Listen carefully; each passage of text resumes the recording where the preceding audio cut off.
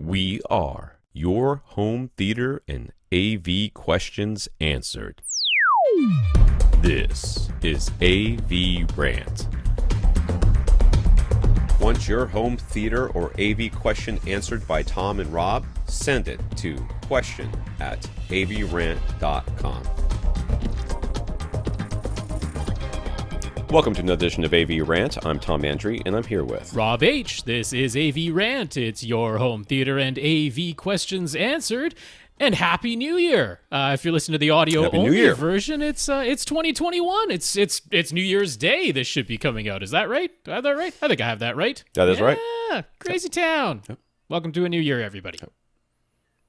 Yeah, welcome to the new year. I will say, and I guess it's probably my own privilege that makes me forget this every year, that there are a lot of people out there that the holidays are not a happy time for them. That's true. And for those that are out there, just know that there are ways to get help. I don't know what any of them are because I don't utilize them, but you're not alone. There's people out there that are there for you, especially during COVID when even the family that we're used to being around, we can no longer be around because of restrictions and want to keep everybody safe. So if you need help in any way, there's lots of foundations and hotlines you can call, and we encourage you to do so. Yeah, if you need help with your own theater, you're at the right place. Right. Yeah, no, there's a place called betterhelp.com, which that's I believe US only, but particularly these days where there's still a lot of restrictions about going out and seeing people in person, and that's all online help is what BetterHelp provides. Right. So yeah, that can be a resource, even if it just sort of puts you on the path to finding the right place. Right. So, how was your Christmas, Rob? Before we get into my Christmas was quite nice. I did go over to my parents' place, stayed fully masked the entire time when we had our Christmas dinner, which was just my parents and myself. We were the only three people in their place. Just like separate rooms. They're in the dining room. I'm in the kitchen. I am not going to spread anything to my parents who are 80 now. So that's puts them in a very high risk group, and I am in a job that is still public facing. So if anybody's going to carry this darn thing into anybody, it's going to be me, and I am not going to do that. So we were very, very careful about things, but rest of the family, we saw them via Zoom. You know what? I kind of want to give kudos to Zoom because I would imagine many people were on Zoom on Christmas Day, and video quality was fine, really had no glitches. We were talking to my brother-in-law's mother, who is over in Scarborough, Ontario, so, opposite coast to where I am. Talked to cousins who were out in Toronto area and that.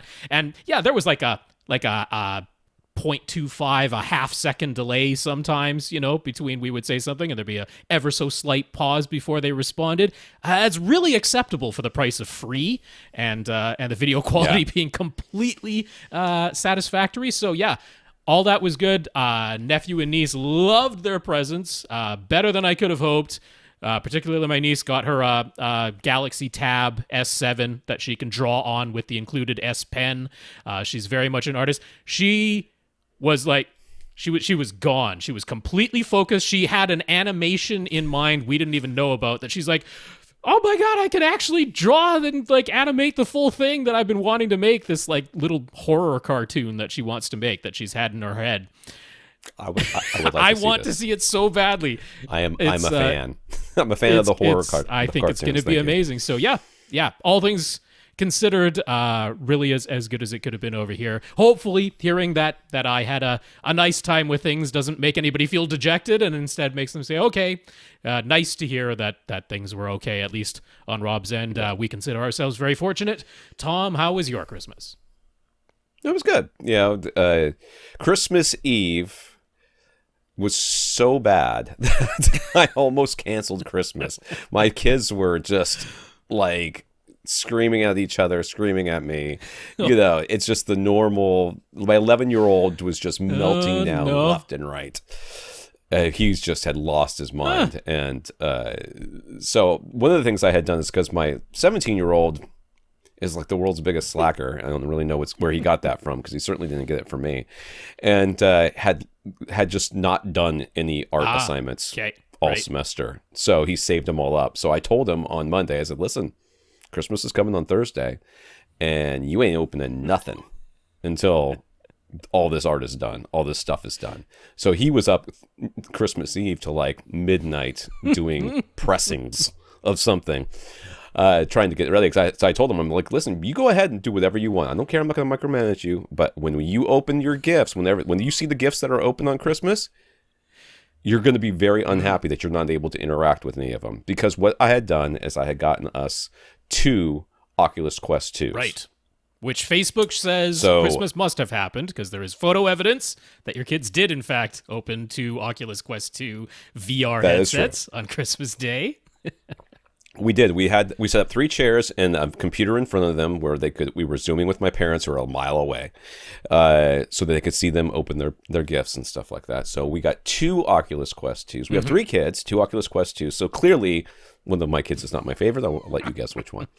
But no, we did that so that they could have co-op games together. So we bought one game that is a co-op. It's called Path of the Warrior, which they played once, and they haven't played it since.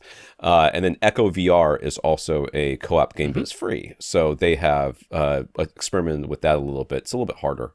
So right now they're sort of focused on, we got the Darth Vader one, Darth Vader Immortal, whatever, saber thingy. I haven't played it yet because only one person can go through the storyline at a time. So they've all done it, and now my wife wants to do it. So, which is great. My wife has never been interested in games of any kind, except for when we got the Raspberry Pi Retro Pi thing, and she played Frogger and Miss Pac-Man, and then she was done.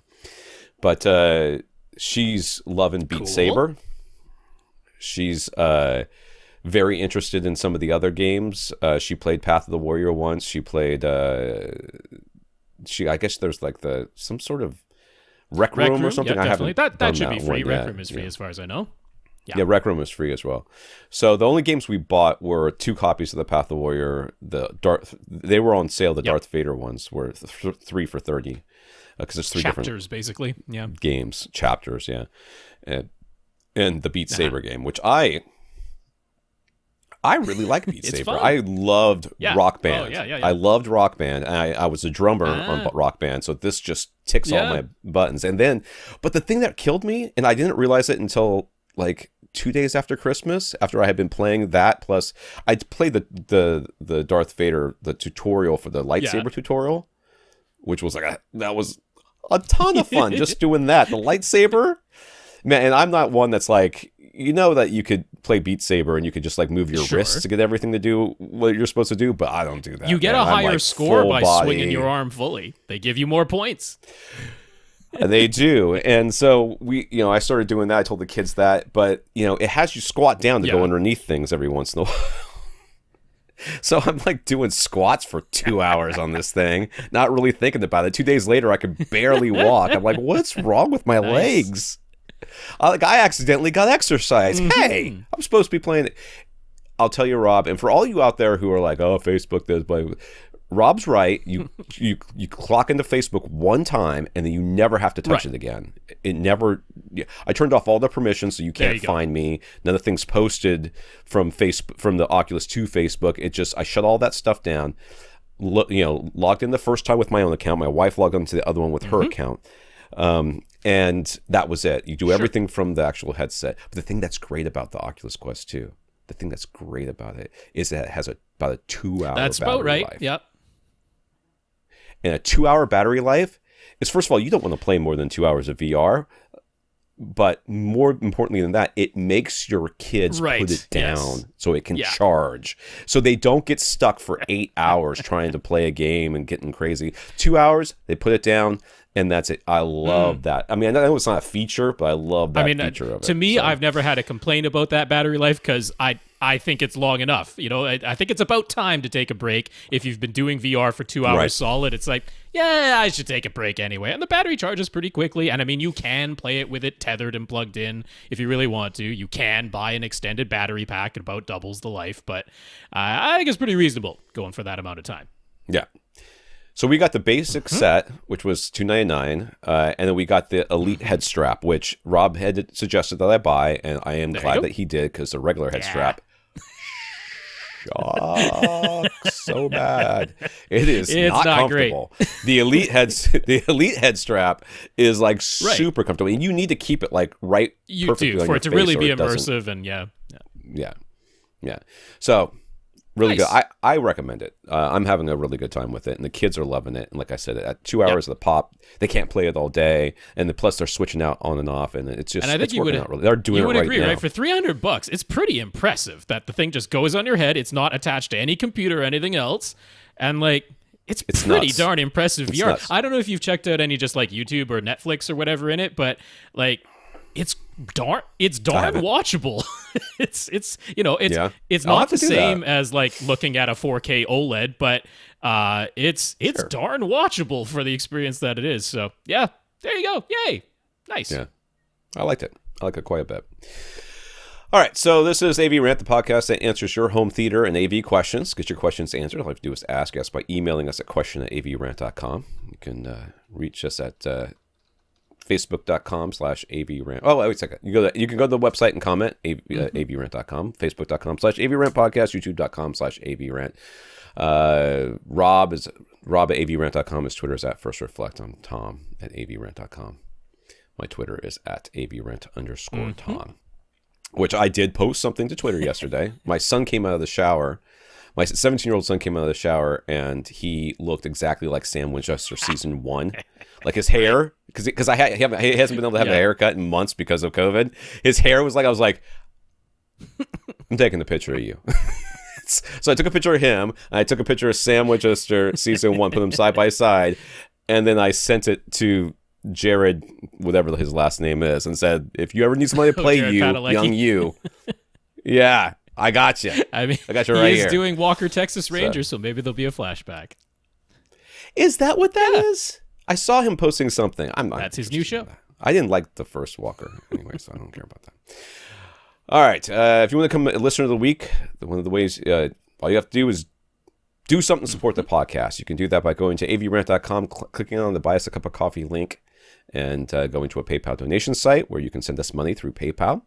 You can also go to patreon.com/AVRant Podcast, where you can sign up to be a ongoing subscriber to our podcast, give us monthly monies. So we want to thank Bob and Jason for giving us direct donations through PayPal. And we want to thank our 127 patrons over at patreon.com for supporting us monthly. Thank you, Bob, Jason, and our 127 patrons. Yeah, it's very nice. Bob and Jason, thank you both very much for the PayPal donations. Really appreciate that. And then patreon.com/AVRant Podcast for anybody who would like to sign up for an automatic monthly donation to the podcast. 127 patrons over there. I was very pleasantly surprised it didn't dip after last week. I was bracing myself for it to be a possibility, and maybe it'll happen by the time this podcast posts. But right now, 127 patrons, and that's very nice to see. Thank you so much for the financial support. We appreciate it. But if you can't support us financially, we understand. Just support us in some way and tell us what you did so that we can mention you. So first I want to mention Victor. Victor sent me some pictures so that I can use on AV Gadgets, which is the site I am the editor-in-chief of currently. We're writing lots of articles over there, avgadgets.com. So Victor sent me some pictures of his home theater and gave me permission to use them in my articles, which I plan on doing so. I haven't done it yet. I was going to do it today, but I'll be honest with you, his home theater looked too good for the article I was writing. Like there was no speakers. I was writing an article about speakers. There was no speakers you could really see anywhere. I was like, I'm going to use Victor's pictures. And I went, oh man, this looks too nice. I can't use this. Well, so I will upload them to the site and then use them as it becomes appropriate in upcoming articles. But he has a very nice theater. Cool. So, well, while we're doing that, thanks. I just sent you an email before the podcast. So Jason sent some pictures that he gave you permission as well. I forwarded those. Oh, on to I did not get that yet. That was just that, Jason. We weren't intentionally leaving you out at all. It just the timing of the podcast and when emails are sent. But there is that. I went to go click on that. We also want to thank Bob. Bob, first off, he took our advice and held off on buying a new receiver this year. Secondly, he is thrilled with his SVS SB2000 that he got during their Black Friday sale. Naturally, he let SVS know. And he also pinged his friend and told him to drop whatever he's doing and go buy an SBS 2000 during the sale before they were all gone. And since we saved Bob money, I'm drinking soda right now, so you guys would excuse me. I'm probably going to burp a couple times, and I apologize, but I am desperate for caffeine because I didn't have any, and my wife drank all the coffee and then left. So, that's true love, people. That's what it looks like. So since we saved Bob money, he thinks we deserve a tip, and he wants to encourage all other AVRant listeners to consider the time and effort we save them and the money we save them and give us a tip out of those savings whenever they make a purchase. He knows we won't tell people to tip us, so this is Bob saying it on our behalf. Yes, Bob, if I had read that paragraph before just now, because I to look at this stuff beforehand. So thank you very much, Bob, for the tip and for talking this up to SVS and our listeners. That's right. We know Bob is true to his word because we got his PayPal donation. That was mentioned first. So that was Bob sending us that. Very much appreciate it. Very nice of you to say that you think everyone should do it. We definitely don't, demand that at all of our listeners whatsoever. And we know how tight finances are for some people, and the whole reason they're looking for some help on bang for buck purchases and the lowest cost is because they don't have the extra money to spare. We completely understand that, but nevertheless, it is a very nice sentiment for anybody who would like to follow that. We won't object. So thank you, Bob. Nice to have that support. Thanks for talking us up to SVS as well. All right, we've got some notes of gratitude from people who are thanking us for keeping the podcast going during these times. So we want to thank Chris, who's part of the 2 Hour Plus Club, Gurinder, Bob, who's also a member of the 2 Hour Plus Club. He discovered us back when I was doing AV After Dark with the HT guys. And he asked me if I remember the Lexicon Oppo Blu-ray player controversy. Yes, the one I discovered. Yeah. I do remember that. I do. I was the one who wrote the article. Now, if you go over the Audioholics right now, that does not entirely clear, but I wrote the original article that revealed that the back of the Lexicon and the back of the Oppo were exactly the same. And it was then Clint asked for a review unit and then opened it up and saw the Oppo inside. The Lexicon literally just had the Oppo inside of it. They just bought one, stuck it in their own box, and then shipped it out the door. I'm like, that takes chutzpah, boy. Carl Julian Daz, he says his theater could be an AVRant showcase since we've recommended every product there. PyroBuilder, that's obviously his middle name, says he wishes he had found us sooner, and Jason. So Chris, Gurinder, Bob, Carl, Julian Daz, PyroBuilder, and Jason. Yes, indeed. I shall repeat the names Chris, Gurinder, Bob, Carl, Julian, Daz, PyroBuilder, and Jason. Thank you very much for sending in those notes of gratitude to us and the notes of encouragement. It really is appreciated. And we have no intentions of stopping. We're going to keep going. 2021, we're off and running. I've started a new Flickr thing because I ran out of our 1,000-picture limit for 2020. So now there's a AVRant Picks 2021. Come check it out at Flickr. Woohoo! So, in the news here, Rob thought for sure it was vaporware, but Vizio has released the 85-inch version of their P-Series Quantum X TVs with a list price of 85 inches. Keep this in mind. 85 inches, flagship TV. $3,100 list. But don't worry. You can go to Walmart and get it for $29.98. That's right. Currently. Or, like Rob said in his tweet over to because Braden's been talking for ages about how he's not he would love to have a projector, but he's not planning to. His room isn't really conducive to having a projector in it, so he's been looking for an 85-inch TV, but it's got to be really good. And so I'm like, it's not getting better than this for $3,000, my man. No. Well, I mean, if you wanted the 88-inch, you can get the OLED. That's only $30,000. It is only an order of magnitude more expensive. $3,000, literal order of magnitude. $30,000. Not so big. Why not?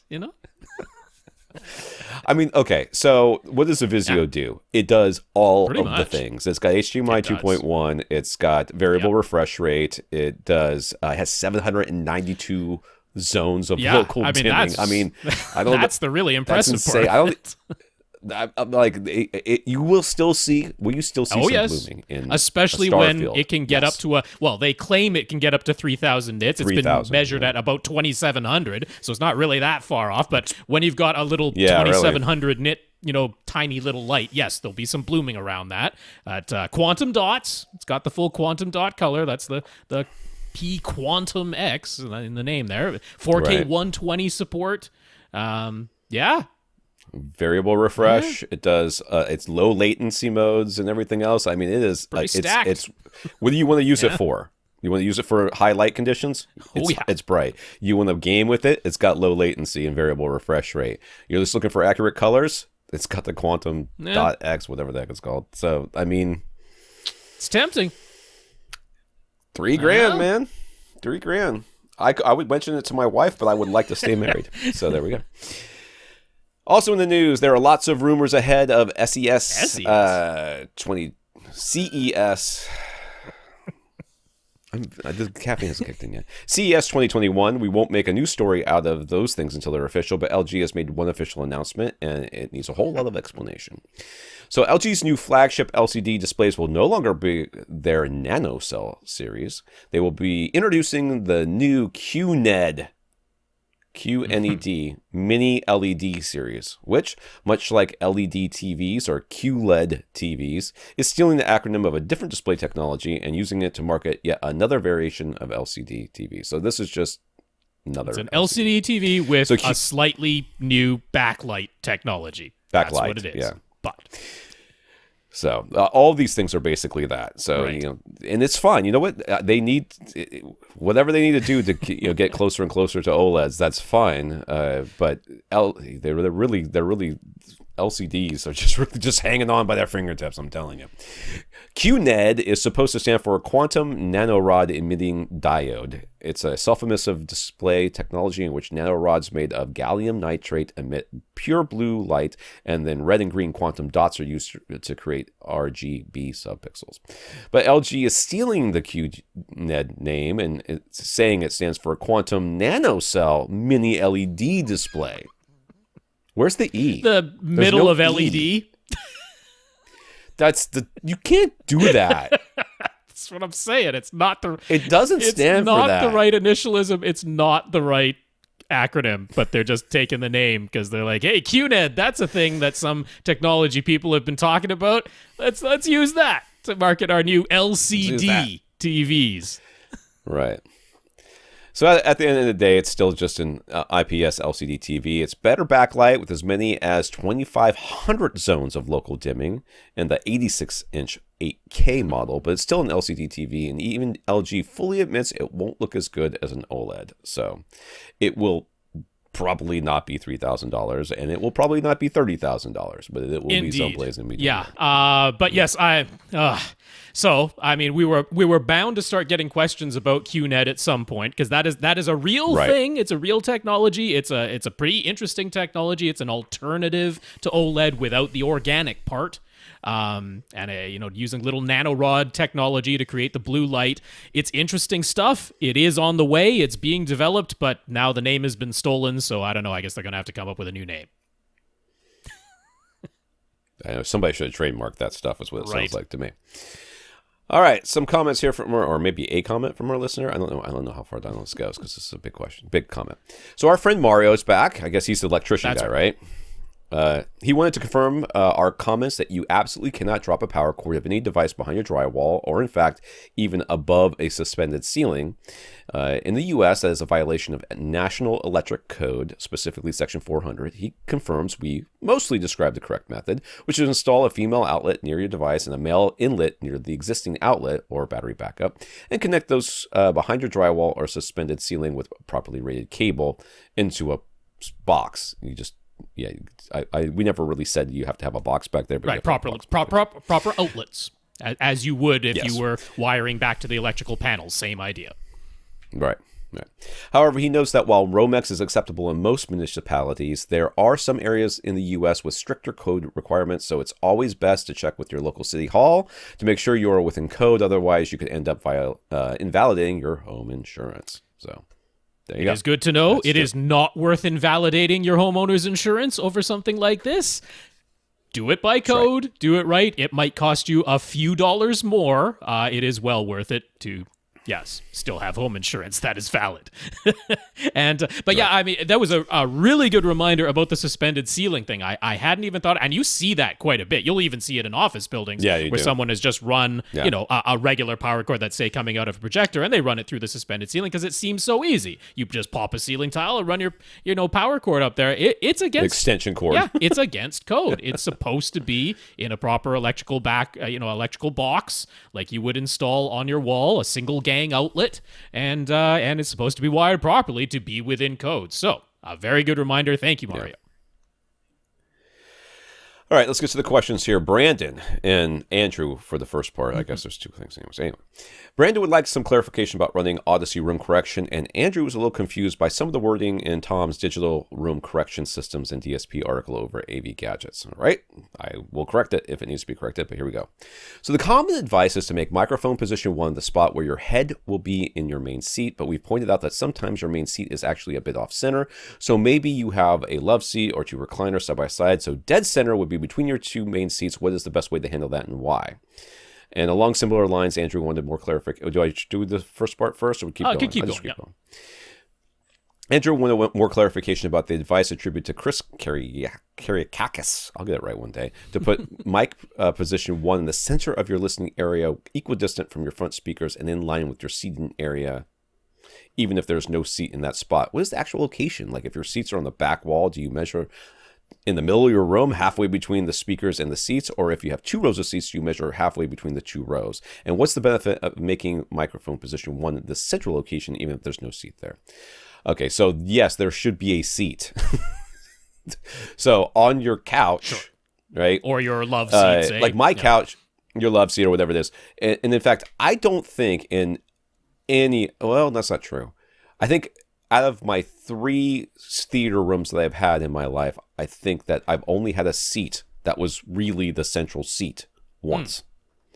There was a couch, and in my first home theater, we had a love seat, like a home theater seating, but we made a love seat in the center so my wife and I could sit without a bar between us. So that was the middle of the couch. And then in my current couch, there is it's a 3-seater couch, but we have it pushed towards one wall so you can walk past it on the other side. So it kind of the crack between the 2 seat, the middle seat and one of the side seats is where the central, the main seat, where it would be right in front of the center channel, right in the center of the image, equidistant from both of them. That's where your first measurement goes. That's the way that Chris described it to us, and that's how I measure in my home theater. Then around that, within a foot or 2 of that is where all the rest of the measurements come from, just so you get that spatial average. If it's unclear, I don't know how we got to, if your couch is on the back wall, you move the microphone forward. I think it's because the word says like the center of your listening area. So I think Andrew was misinterpreting that as like basically the center of the whole room. Yes. I'll have to go back and look at that. Yeah, again. I mean, that's purely just a wording thing, not the meaning of it. But I mean, I think to help you wrap your mind around the concept most easily, imagine if you could ideally set up your seat and speakers, right? Ideally, your seat would be equidistant from the front left and the front right speaker.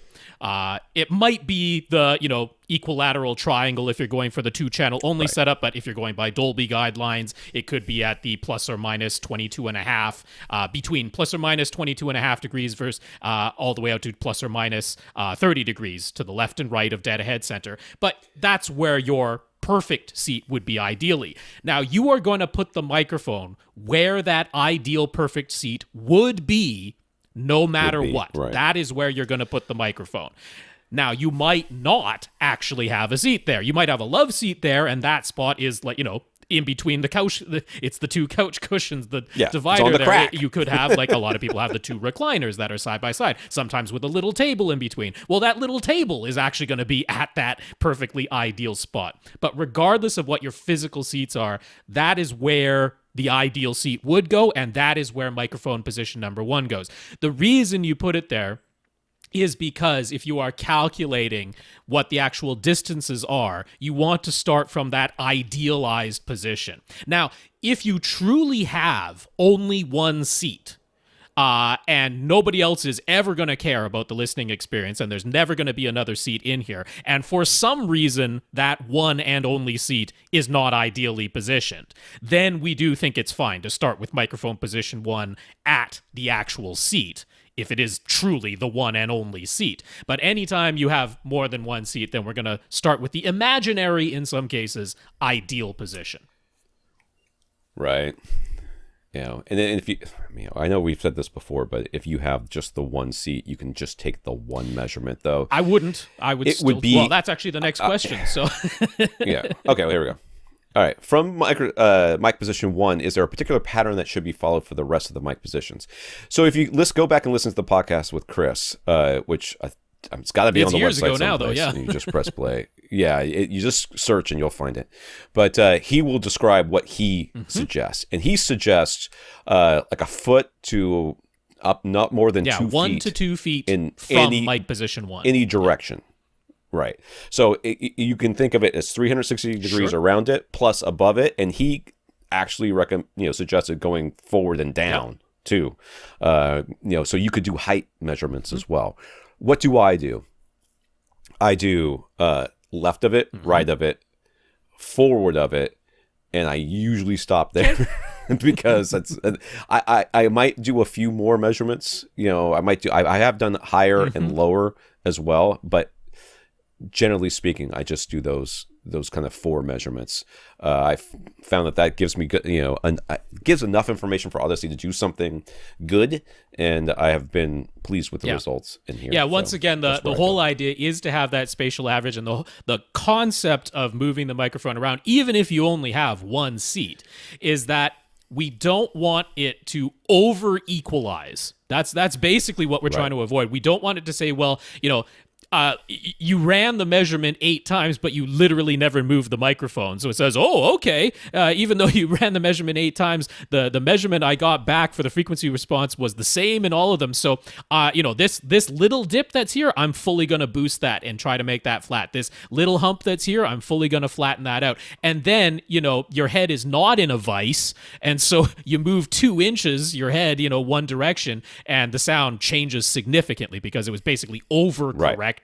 So by having a proper spatial average and a sort of bubble of information, those very directional high frequencies, it's pretty much not going to touch them. We touched on that a week or 2 ago, this worry that if you don't curtain the response of Audyssey, that it's going to like overcorrect the high frequencies and make them sound strange or something. It's like, nah, if you do the microphone positioning well, it's going to realize that, hey, if I boost it at this frequency, it's going to make it better in this one mic spot, but it's going to make it worse in another one. And it basically just averages that out and doesn't really touch it.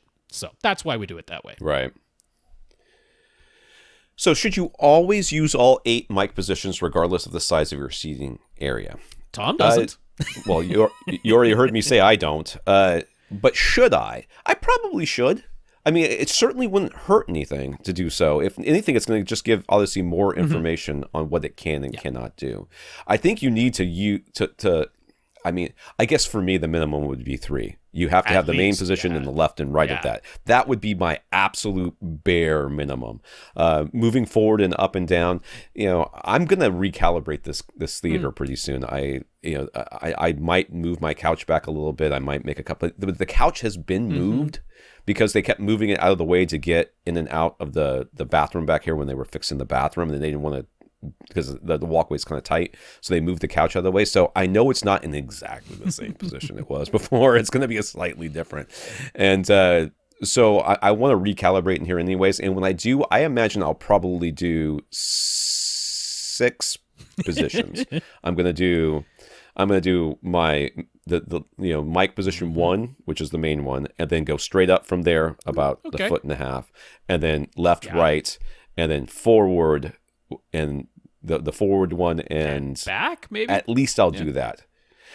Maybe back. Back's a little bit harder because I have a kind of high back on my couch, so you have to go way back, and I think it would be a little bit too far. In order to get 12 inches away from the back of the couch, I'm going to be going 12 inches to the front of the couch, and then through the couch, and another 12 inches to get behind the couch. So I'd have to go above it somehow. to get that same thing. But I mean, we could see. The honest answer is, do you have to do all 8 all the time? No, and Audyssey doesn't force you to. They allow you to stop before you've done all 8. But yeah, I mean, the more information, sort of the merrier. Ironically, the more measurements you take, the likelihood is that the less equalization will actually get applied, at least to the higher frequencies, because again, it's going to detect that, as you move that microphone around, the more directional high frequencies, probably it's the case that it can't do as much overcorrection. So in a way, if your concern is that you're going to have any overcorrection or that you don't want it to touch the high frequencies too much, the more measurements you take, the more likely that is to happen.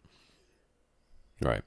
So does the recommended distance between each mic position change depending on the size of your seating area? Brendan understands that if you, say, have some seats way over to the side of your room, you do not actually put the microphone in each seat. Instead, all mic positions should be relatively close to mic position 1. But is it different at all between, say, a single seat versus a love seat versus a sofa? And the answer is no. It should be within that 2-foot bubble.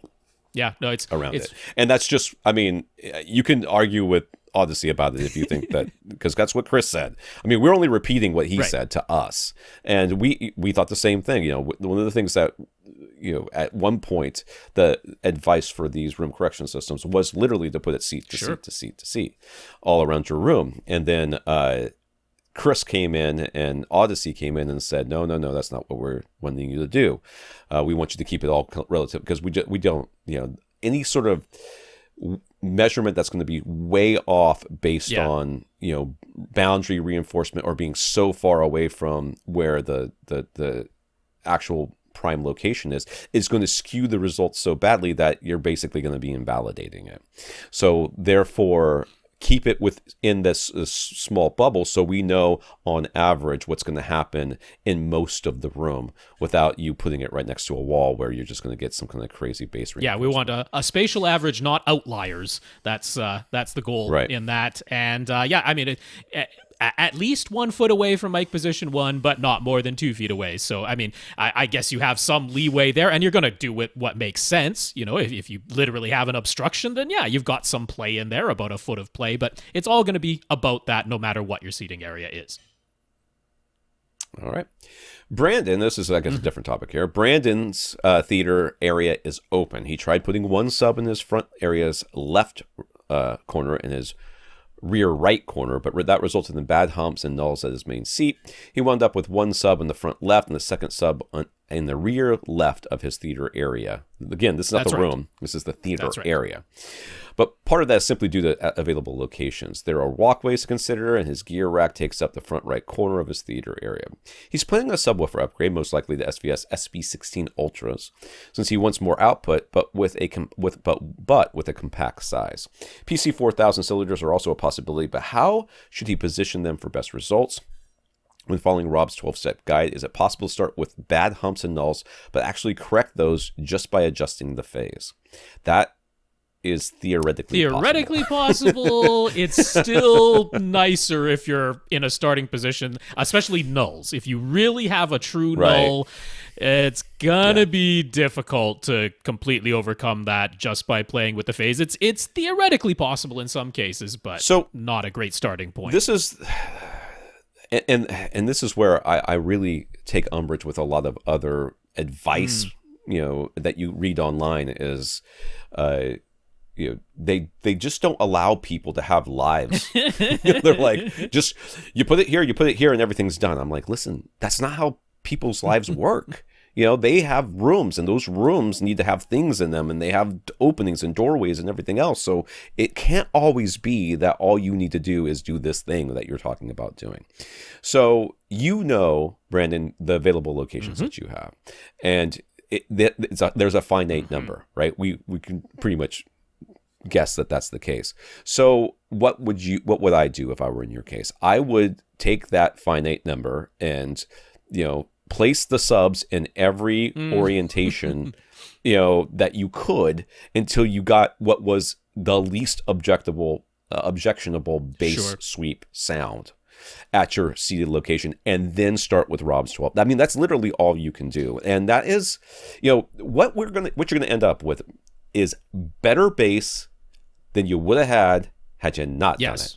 So that is what we are going for here. We're not asking you to redesign your room. We're not asking you to move your furniture. We're not asking you to do anything. You're telling us, I have a theater area. It's within a larger space. I have 5 locations I can put my subs. Well, that's like how many different configurations of subs with 2 subs in there. It's not that many. It's like 3 or 4, right?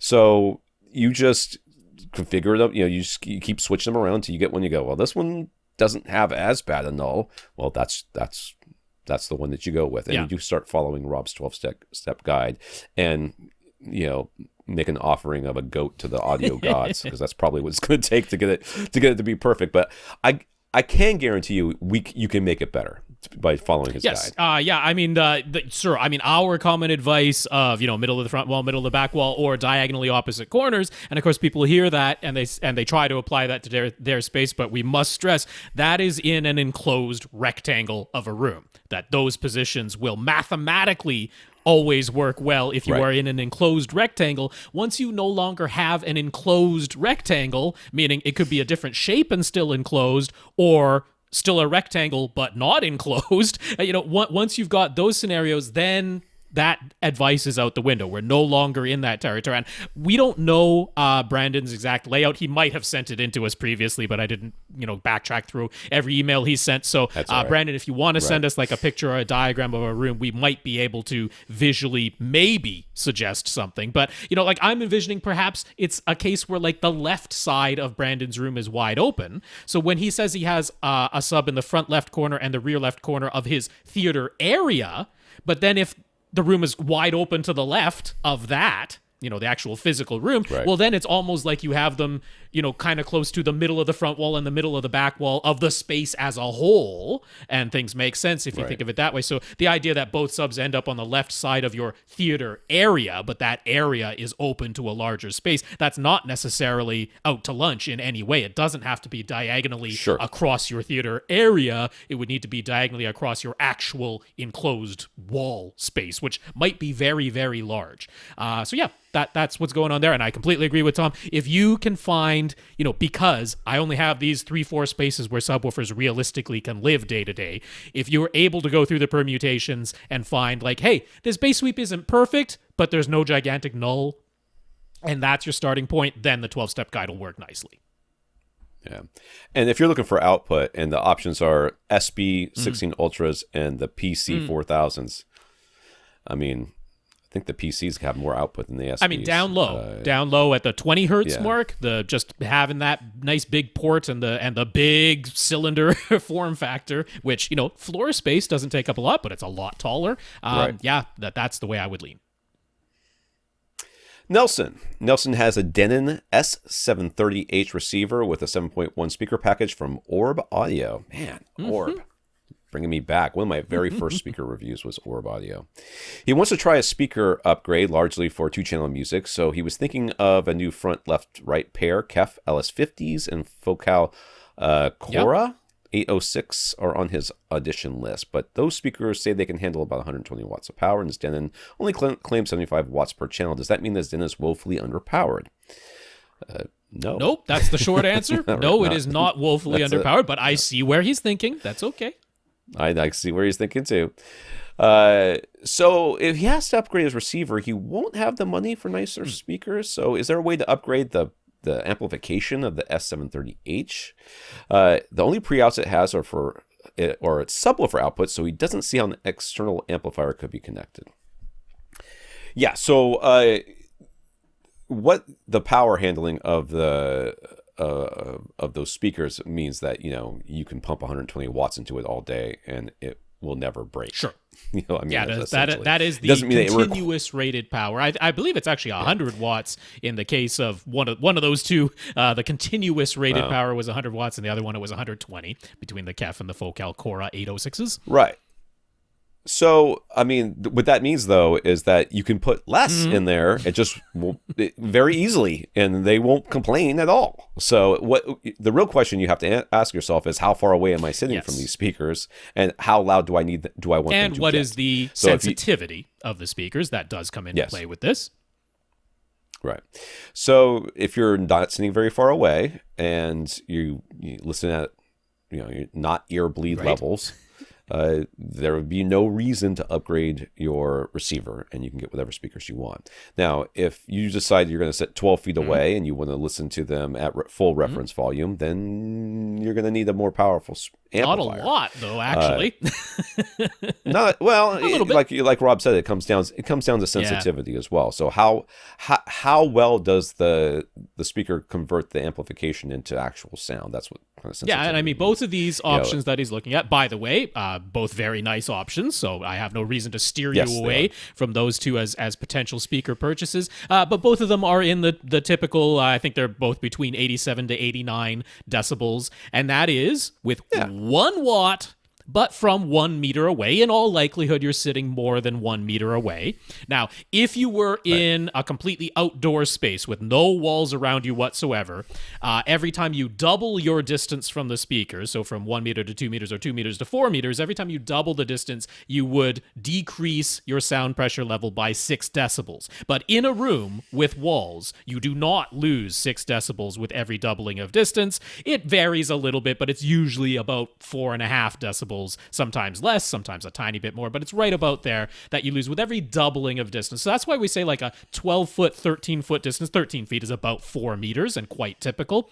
At that point, you might have lost somewhere in the range of 8 or 9 decibels from that listed sensitivity spec. So let's say it's about 8 or 9. So, with standard sensitivity speakers, you're going to have about 80 decibels with 1 watt of power. And every time you double the number of watts, you get 3 more decibels of output. If you were to multiply the number of watts by 10, you would get 10 decibels more output. So with 10 watts, you've got 90 decibels playing continuously. That is really, really loud. Like for music, the chances that you want all of the music, no, not talking about the momentary little peak, like all of the music constantly playing at 90 decibels or louder, like 10 watts will get you there in most standard setups. So yes, this fear that you need to be able to supply the maximum rated power from your amplifier, very rare that you ever need that type of scenario, and probably wouldn't really want it anyway. Right. So if you did want to add amplification, you would have a problem in that you don't have preamps with this receiver. So you would need to do one of two things, I think, as I look at your options here. You would have to buy a new receiver that has preamps with an external amplifier for your new speakers. Or in the case of the Kefs, you can get the powered versions of their because those LS50s also have a powered version. Well, I mean, what is the? Oh, right. There's no. They have line level inputs. Well, I guess you would skip the. I forgot about that. You would skip the receiver entirely. Just plug them straight into your source. Straight into the source. As long as it has analog outputs. I suppose that's a way. I suppose that's one way to go. But yeah, I forgot about that. Yeah. Bottom line, Nelson, you really shouldn't need a new receiver or additional amplification unless you come back to us and say, yeah, I'm sitting 27 feet away. In which case, you'd probably want to look at different speakers than these as well. You want more efficient speakers than this on top. But I mean, it's within the realm of possibility. He's sitting very far away or something like that. But if this was a matter of looking at the specs and saying these speakers are rated for up to 120 watts and my receiver says it's only supplying 75 watts per channel, doesn't that mean my receiver is underpowered? No, because we start with the 1 watt of power, which your receiver can definitely supply, and realize that even if it's supplying its full 75 watts, that's going to get you up to about 98, 99 decibels coming out of those speakers from 4 meters away. And maybe you're closer than that, so it's even louder. Right. And you might be saying to yourself, dear listener, well, how come all, one receiver will say 100 watts and the next receiver will say 105 watts and they're priced differently if it really doesn't make that much of a difference. And the reality is because most of us don't understand how watts work. and even if we did, we're not going to do the math to kind of figure it out. And the bigger number just means more watts, and we're happy to buy something that has more of something than something that has less of something. Certainly seems to work for DACs, where it makes no difference. Bigger numbers. So there's lots of things that have a lot more of something in them, and that's why we buy them, even though we never use the something. So, and if you need any more evidence of that, just go see me shop at Sam's sometime, and I'll come home. I need like one piece, like one stalk of celery, and I buy the whole thing because it's cheaper than buying the small little thing that I want. And so I'm got all this other stuff, and it's cheaper per stalk. But if I had bought the littler one, I would have paid less, but more unit, per stock, yes, and therefore it's not so it's just I can't do it, and I turned into Kramer. You know what I mean? I've been watching Seinfeld with my kids, so I'm like on a Seinfeld kick right now. All right, Chris says, first an update a while ago, Chris wrote us to ask if we could figure out why the projector at his church had developed a very noticeable hotspot. Well, it turns out it was the screen, and the cause was some candles that are lit below the projection screen for about an hour every Sunday. Over the years, the residue from burning candles had collected on the screen and wound up creating a hotspot. So the senior pastor at Chris's church spent several hours cleaning the screen with a light detergent, and the problem has been fixed. You know who wouldn't have figured that one out? Either one of us. Did not think of that. I'm very glad you went through the process of examining it and discovering that that's what was it. I guess I'll keep that one in mind. I'm not sure how many people are burning candles below their screen. But you know what that makes me think of? Is like, next time somebody says I got a problem with their screens, I'm like, do you screen a lot of Rocky Horror Picture Show at your house? Do people throw toast at your screen? I mean, what's going on over there? So maybe I do appreciate that update. It didn't lead to a projector lens cleaning or a bulb replacement or any of that. Just the screen itself had some wax residue on it. We are not always right. I'll put. I think we helped though, because we described like it shouldn't be like, or here's what to look at, and they're like, taking all that information into account. He's like, maybe it's something else, and they found the culprit. That's awesome. I like it. That's great. So Chris's sister would like some small speakers, no more than 5 inches deep, that can go close against the wall on the mantle below her TV, and she'd like them to be white and under $100 each. All Chris has been able to find are the Canton GLE series at Accessories for Less, but they're over budget. Or the Yamo S801s, which look promising but have a rear slot port, so Chris is concerned that might be a problem for placing them close to a wall. What do we think? Is there something else we can recommend? Well, I just recommended the other day the really expensive RBH super thin speakers. So let's not rehash that. That is over budget. Promise. Well over budget. So obviously he's going to Accessories for Less, which we often recommend, and that's where I would start if you had asked me to find you some cheap, and these are the budget is fairly low, cheap speakers. Now, white can be kind of problematic, but so the rear port on these things, would I worry about that being very close to a wall? When somebody asks me about speakers and they don't ask me for anything other than the size and the color, it makes me think they don't really care about the sound quality. Well, actually, Chris even said that the ultimate sound quality, like he cares more than she does, and he's only over there occasionally. So, yeah. I would not worry about that slot. I would say I would at least show her those and say, hey, how do these look? And then when she wasn't looking, like just take a little piece of insulation and stick it back. I mean, I don't even know if I would worry that much with these particular speakers, which, by the way, these so flat out, these Yamo speakers, this Yamo S series, very affordable, and they have a sort of impressive sound when you hear them right away because they have a smiley face curve. There is no ifs, ands, or buts. They 100% have a smiley face curve to them, and that is by design, and it's because when you initially hear them, they sound more detailed and they sound like they have more bass than you would expect from something this physically small. But I have no major problem with them. Physically, looks-wise, price-wise, they check all the boxes you're looking for. And if you went for these, I would have no beef with that. I think you'd actually be quite happy with the Yamo S series.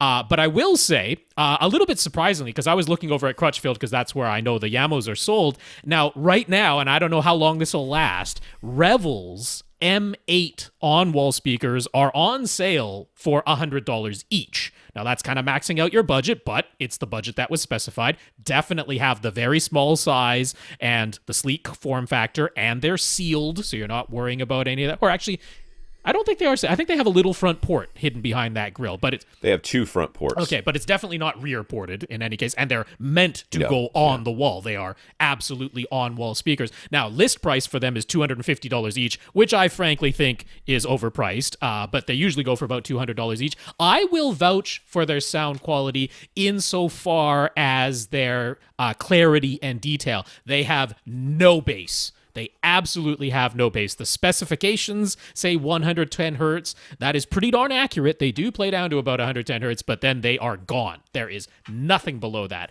And I kind of doubt that your sister is adding a subwoofer to these. So if there's any concern that you actually want some bass, then these are not the choice. But other than that, I'll vouch for the sound quality and clarity and details. So yeah, that could be a consideration. Checks all the boxes again. One of those two will get the job done. They're big. That'd be the thing that I think that I would be worried about. They're probably... They're not big. I mean, compared to the other ones, they're pretty big. I mean, tall-wise. Well, tall. But, I mean, he was talking about depth is the concern and wall-mountable and all that, so, yeah. Okay. You cut out on me, and I realized I wasn't hardwired in, so I ran over to go get my you weren't hardwired. Maybe so. that's why my little OBS has been glitching here a little bit. Sorry.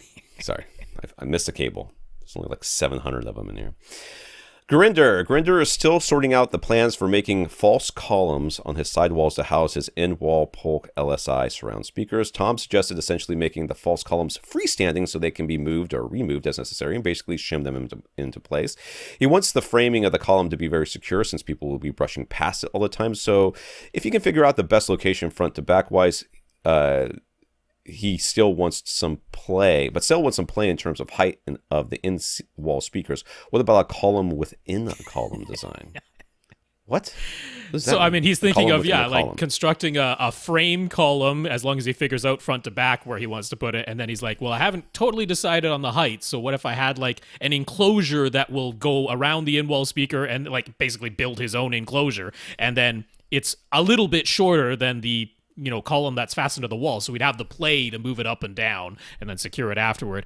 I don't think you should go to all that trouble, Gurinder. I mean, I mean, at this point, I like my original suggestion to you, which was take some speakers that you already have on hand, because I know you have some, and figure out where you want to position your surround speakers with those. It'll be a temporary thing, but figure out the front to back placement and the height placement. Then that's where it's going to go, and go ahead and construct your column.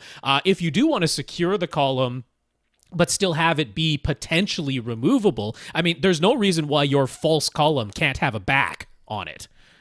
You can have a back on your false column. It's going to go against the flat surface of your wall anyway, so it doesn't have to be an only 3-sided frame. You can have a back on it with just a piece of plywood that's back there, and then you can secure it right to a stud on your actual wall. So that's how it would come at it. I wouldn't build a column within a column. Yeah. All right, so whatever he ends up doing, he'll have speaker grill cloth covering the face of the column with the in-wall speaker hidden behind it. What about acoustically transparent fabric with an image printed on it? Are those fabrics acoustically transparent enough that they wouldn't impact the sound of the speaker at all? I mean, they should be, as long as you're getting the ones that are dyed and not some sort of material that's ironed on, or however they do it, painted on. But the dyed ones should be just as acoustically transparent as everything else. I mean, in the case of your speakers, you wouldn't, and I really don't think that this would make any sonic difference whatsoever, but in theory, you would not include the grill that comes with the speaker. You would just, you take that completely off and then just use the speaker grill cloth as the speaker grill. But I defy you to put that speaker grill back on and then try to hear the difference between the two of them. I just don't think it could happen. I think you could measure it. Sure. I think you can measure it, but I don't think you would ever. Yeah, I mean, I will certainly say, of course, there are sometimes like fabrics where, for an absorption panel, we're not concerned with it being completely acoustically transparent. You do the breath test, right? You blow through it. There's minimal resistance to the air coming out of your mouth, making it through the fabric. Would be like, that's fine for an acoustic panel. Now, for a speaker, you want, truly acoustically transparent, zero resistance to the air going through the fabric. But as long as you find that and use that type of material, and then if it's dyed instead of a solid type of printed ink on top of it that might block some of the holes, that should be fine. that would mean it's still acoustically transparent. That's right. All right, Bob. Bob has NHT Classic 2 speakers, predecessors to the current C series for his front three. He just upgraded with a new SVS SB2000 sub, which we heard at the beginning of the show. But he's making do with an old Yamaha RX V496 receiver until HDMI 2.1 is sorted out, based on our recommendations. And his surrounds are an old pair of Boston bookshelves, so he's thinking he'd like to upgrade those in the near future. He'd like to keep the size and price down, so he already has NHT. So since he already has NHT front speakers and he loves them, he figured Super Zeros would be the way to go. But they are sold out and on back order. Should he just wait and perhaps keep an eye out for used Super Zeros, or should he consider different speakers that he could purchase right now? He was considering the DefTech Pro Monitor 400 since they're so inexpensive over at Accessories for Less, or maybe we know something else around $200 a pair mark that we think would be a good choice. So he wants small, and he's already got NHTs. NHTs are a pretty neutral speaker. I very much like them. You could definitely find something in your price range. I'm guessing Rob's going to suggest something from Ascend Acoustics in just a second here. But my suggestion would be to do what you're doing already, which is just wait. A lot of stuff right now is sold out for the holidays. I was just listening recently to a financial report, and one of the ways that retailers kept their profit margins good this holiday season was not to do what they normally do. What they normally do is they stock up on stock, and they cut prices, and they make their margins through volume. But instead, what they did this year was since they knew that this holiday season was going to be bad based on everything that happened up until now with COVID, is that they reduced their stock but kept their prices the same. So that way, they didn't sell as much stuff, but they didn't have to offer as deep discounts because of the scarcity of supply. And I think that's what we are all experiencing right now. Everything's sold out because they just didn't keep that much stuff in stock. There were legitimate shipping challenges and stuff throughout the world too. So sometimes it wasn't even by choice. I was just hearing something about how, truckers were sitting on docks waiting for things to be unloaded, but couldn't be because of COVID and all these other things that were going on and all the restrictions that are happening. So, yeah, I would wait. If it were me, that's what I would do. Yeah, I mean, it's not as though you have nothing right now. It's not as though you're completely suffering. It's what you've had, so you're just, staying pat for the time being. I would wait on it because, like Tom said, I could suggest HTM 200 SEs from Ascend, but they're over the... That's exactly what I thought. Well, they're over the budget that you wanted to pay, though. So, is it really... I mean, they sound great, but I don't know if you want to pay more than the budget that you specified. The thing was, when he wrote this in versus when we're recording this today, NHT updated their website to say... Now, they say... Super Zeros are supposed to be back in stock by the very end of December. Well, we're there, and they're not in stock as of the 29th. Maybe by the 31st they will be. I don't know. But, I mean, even so, it's better than, just a nebulous not in stock. We know they're on the way. They're on the way. They're supposed to be here very soon, if not by the time you're hearing this. So I don't even think the wait is going to be terribly long. Maybe it'll be 2 weeks to a month or something like that. But I think you can hold out with what you already have, and you are guaranteed to get a very good sonic match, and at the price that you want, and at the size that you want. So just wait on it. Get those Super Zeros. Yeah, that's what I would do. Another option Bob is considering are Atmos-enabled speakers with integrated upward-firing drivers. Monoprice is a version of their premium satellite speakers that we've recommended as an inexpensive Atmos option, but he was thinking of maybe using the premium satellite Atmos-enabled Monoprice speakers as surrounds and actually using their upward-firing drivers for Atmos as intended. What do we think? I just hate upward firing drivers. I can't tell you, and I'll be honest with you, I haven't really experienced them, so this is mostly sort of the kind of hate that you have about something that you just look at and you go, that makes no sense. Gut instinct hate, as opposed to experiential. Yeah, it's just I'm looking. Well, my experience with speakers are they don't work the way you're telling me that this thing works, And I don't believe you, and I don't buy things from liars. So that's kind of the way I feel about it. I know that sounds terrible, and I should go out there and try to experience these things. But even if I did, I would still not attribute it to it bouncing it off the ceiling. I just don't believe it. I've got some of the Klipsch upward firing Atmos speakers, which can pull double duty. You can flick a switch on the back and turn them into regular angled on-wall speakers, which is one of the reasons I like them. They're my second favorite of the upward firing designs. The PSBs are my favorite in terms of actually sounding quite decent, because they're about the only one I've ever seen that actually followed Dolby's design for what upward firing speakers should be, are the PSBs, but they're expensive. So I got the Klipsch's, and I mean, I will tell you, using them as upward firers, there are occasions, there are certain sound effects in certain Atmos soundtracks where I'm like, that really convincingly sounded like it came from overhead with the upward firing design. And then a lot of other times it doesn't. A lot of other times the ones that are at the front of the room sound like it's just coming from the front speakers. And if I have actual speakers on my ceiling, it sounds a little bit different than that. So it's a little hit and miss. I don't think it's the worst thing ever. But then again, these are... I didn't say that. I just said I hated them. I didn't say they were terrible. This was not about them. It's about me. The Klipsch ones that I'm using are much more expensive with a much more sophisticated design than the single driver firing upward from these monoprice ones.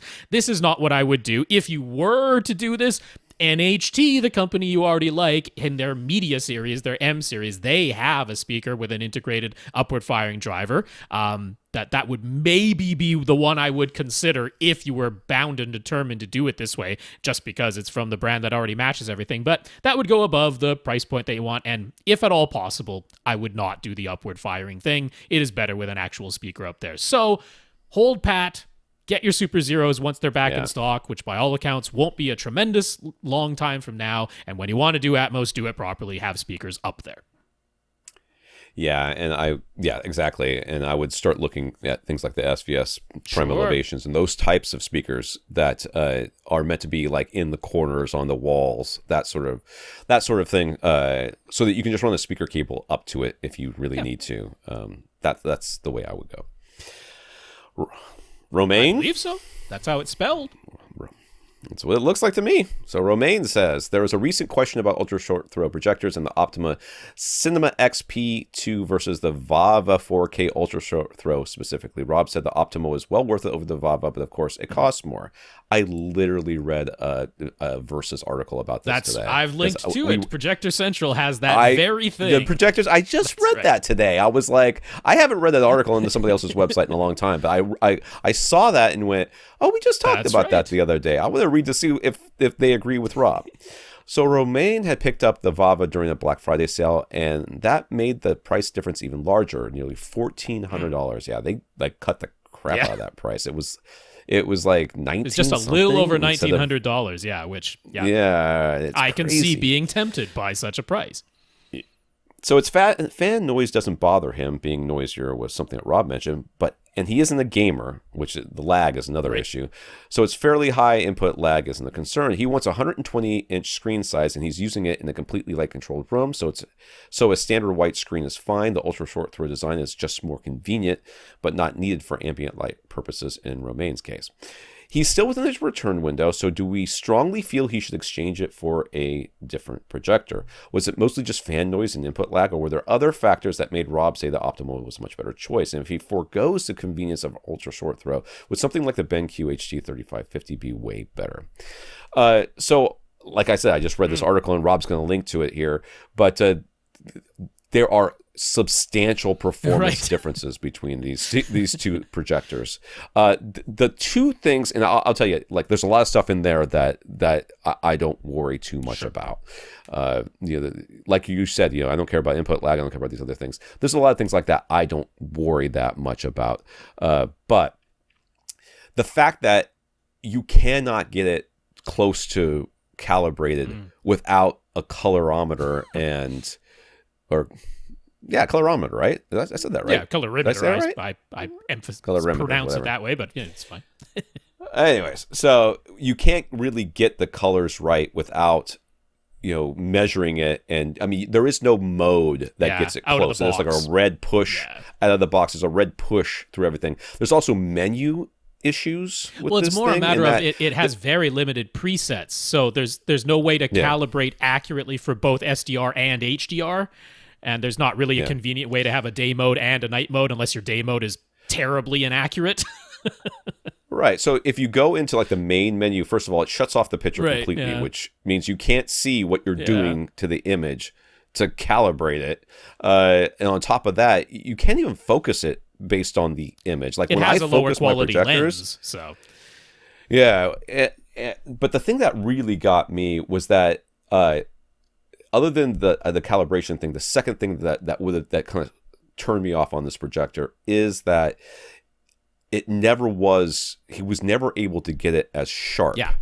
It never was able to adjust the lens so that everything always looked just a little bit out of focus, which would drive me up the wall. Now, that being said, these the price differences are not insignificant. Oh, this is where you could say all that taken into account. I'm not looking at them side by side, and if I'm satisfied with the image that I've got, and maybe I don't need both a day mode and a night mode, I only need a night mode, and that you can calibrate to be fairly accurate on the VAVA. Like you can take all of that and go plus $1,400. I'm fine with that, and I don't have a problem with that logic.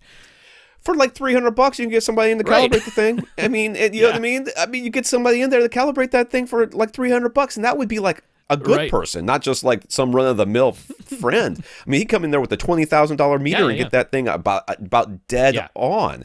I mean, you may not be able to overcome some of the other issues, but you can at least, and you'd be well ahead of the curve as far as price is concerned. So I mean, this is a significant difference in price, and that comparison didn't really complain about the fan noise in the the noise that it makes, it whines. It has a whine to it that just bugs the heck out of me. So that was the noise I was referring to. But so I mean, so we can still fully make the logical argument that because of the price difference, and if your usage falls within all of these parameters, and you're not looking at them side by side, that it's still fine to keep it. If you're happy with it, don't let us tell you that, well, there's something better, so you've got to spend $1,400 more. Regardless, I wouldn't tell you to spend $1,400 more unless you were the type of person who said, that's no big deal to me. Is it going to be better? Yeah, the Optima is going to be better. And if $1,400 is no big deal, okay, it's better. Go ahead and get it. But that doesn't seem to be the case. Price is a concern. The real question to me is, if you went to a standard throw projector, like he mentions the BenQ HT3550, which is actually even less expensive than the VAVA, because it's not ultra short throw, could you get an even better experience there? The answer is yes, but it wouldn't be a laser light source anymore, so you have to consider lamp and aging, and you're going to replace the lamp at some point, possibly. Maybe you'll just get a whole new projector by the time the lamp is ready to go. But in terms of like accuracy of color, sharpness of the image, a few of the other things like latency and that type of thing, the BenQ HT3550 is superior in those areas. It has an out-of-the-box mode that's really accurate. Its HDR looks a little bit better. It's a little bit sharper of an image. You've got something like Epson's Home Cinema 3800, which would be in that price class as well. You might consider that one. So and if the number one thing you wanted was very, very bright, then like the Epson Home Cinema 3800 would be a champion for that. Really, really bright. All of those that we've just mentioned, none of them have like ultra black levels, but all of them are within the same ballpark as far as black level and contrast goes. So, I mean, if it were me, because I know myself and I know what I care about and I have my frame of reference, I probably would not choose the VAVA. I would probably, if ultra short throw is what I needed, I would probably pay more to get the Cinema XP1, the Optima, or I might opt for the standard throw, like the BenQ 3550 is a really nice one, or the 3800 from Epson.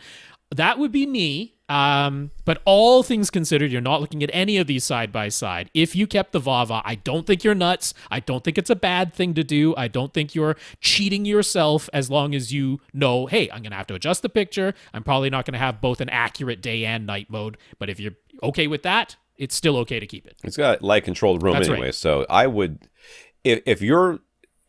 I'll tell you what I would do. If it were me and I had gotten that price and I had bought that thing, and I'm still within the return window, if I had the option of getting a regular projector and it wasn't going to, I mean, I don't know why you went ultra short throw to begin with. Well, I can see usually people do that because of it. Yeah. There's a convenience part of it, but there's also there might be other things, Sure. But if it was just because that's the new hotness, and it was perfectly, it's easy for you to set a projector up on the back of your room or hanging from your ceiling, and you could do that. You can get a better picture. I would do that. But if it were that I needed the projector to be up front and anything else would be a huge hassle and a huge cost, or just the hassle, really, let's be honest here. Hassle is a big thing for me. I got 3 kids. I got hassles all over the place. So if it was going to be a hassle, then I would stick with this, and I would contact a licensed, trained calibrator to come in and have it calibrated for me. And I know it's COVID and everything, and maybe you don't want people in your house, but you just do what I did whenever I had all these workers in here. I'm like, you're not coming in without a mask, and you go in there and fix it, and I'll come in and I'll check it afterwards. I don't need to be in the room with you while we're doing it, and that's what I would do. All right, so a little bit personal. This is still whatever his name is. I forgot. Romaine. That's right. How could I forget? A little bit personal, but meant as a compliment from Romaine. Does Rob have what would be categorized as an exceptional memory in some way, as like an eidetic memory or hyperthalmesia? Thalmeus? What is that? How do you say that one? Yeah. I said it right. Hypothymesia. I don't know. Do you, Rob? Certainly not that I wear, and I'm reading exactly what those are described. No, I wouldn't fall into those categories. I've always had a good memory in terms of just, reading things, being taught things in school, and then being able to recall them later. I've always had a good memory. I don't drink. I've never done any drugs of any kind, not even smoked any pot. So... which is really weird in Vancouver. I'm a complete outlier. I was going to say, you're in Canada. You sure you haven't gotten in contact? I think that stuff helps. You hear from a lot of people who never drink and that their memories later on seem to be a little bit better than people who drink all the time, which is not super shocking if you ask me.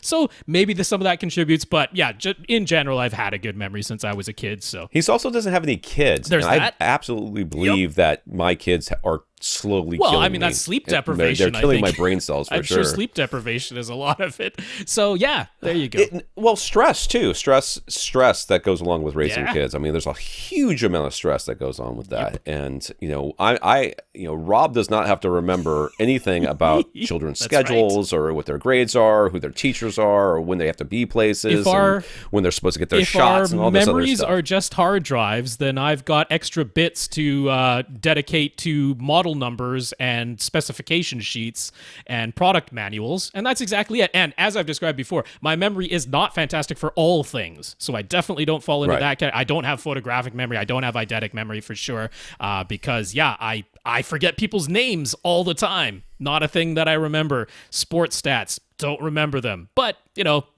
electronic model numbers and specifications and a manual, that's my bag. All right, there we go.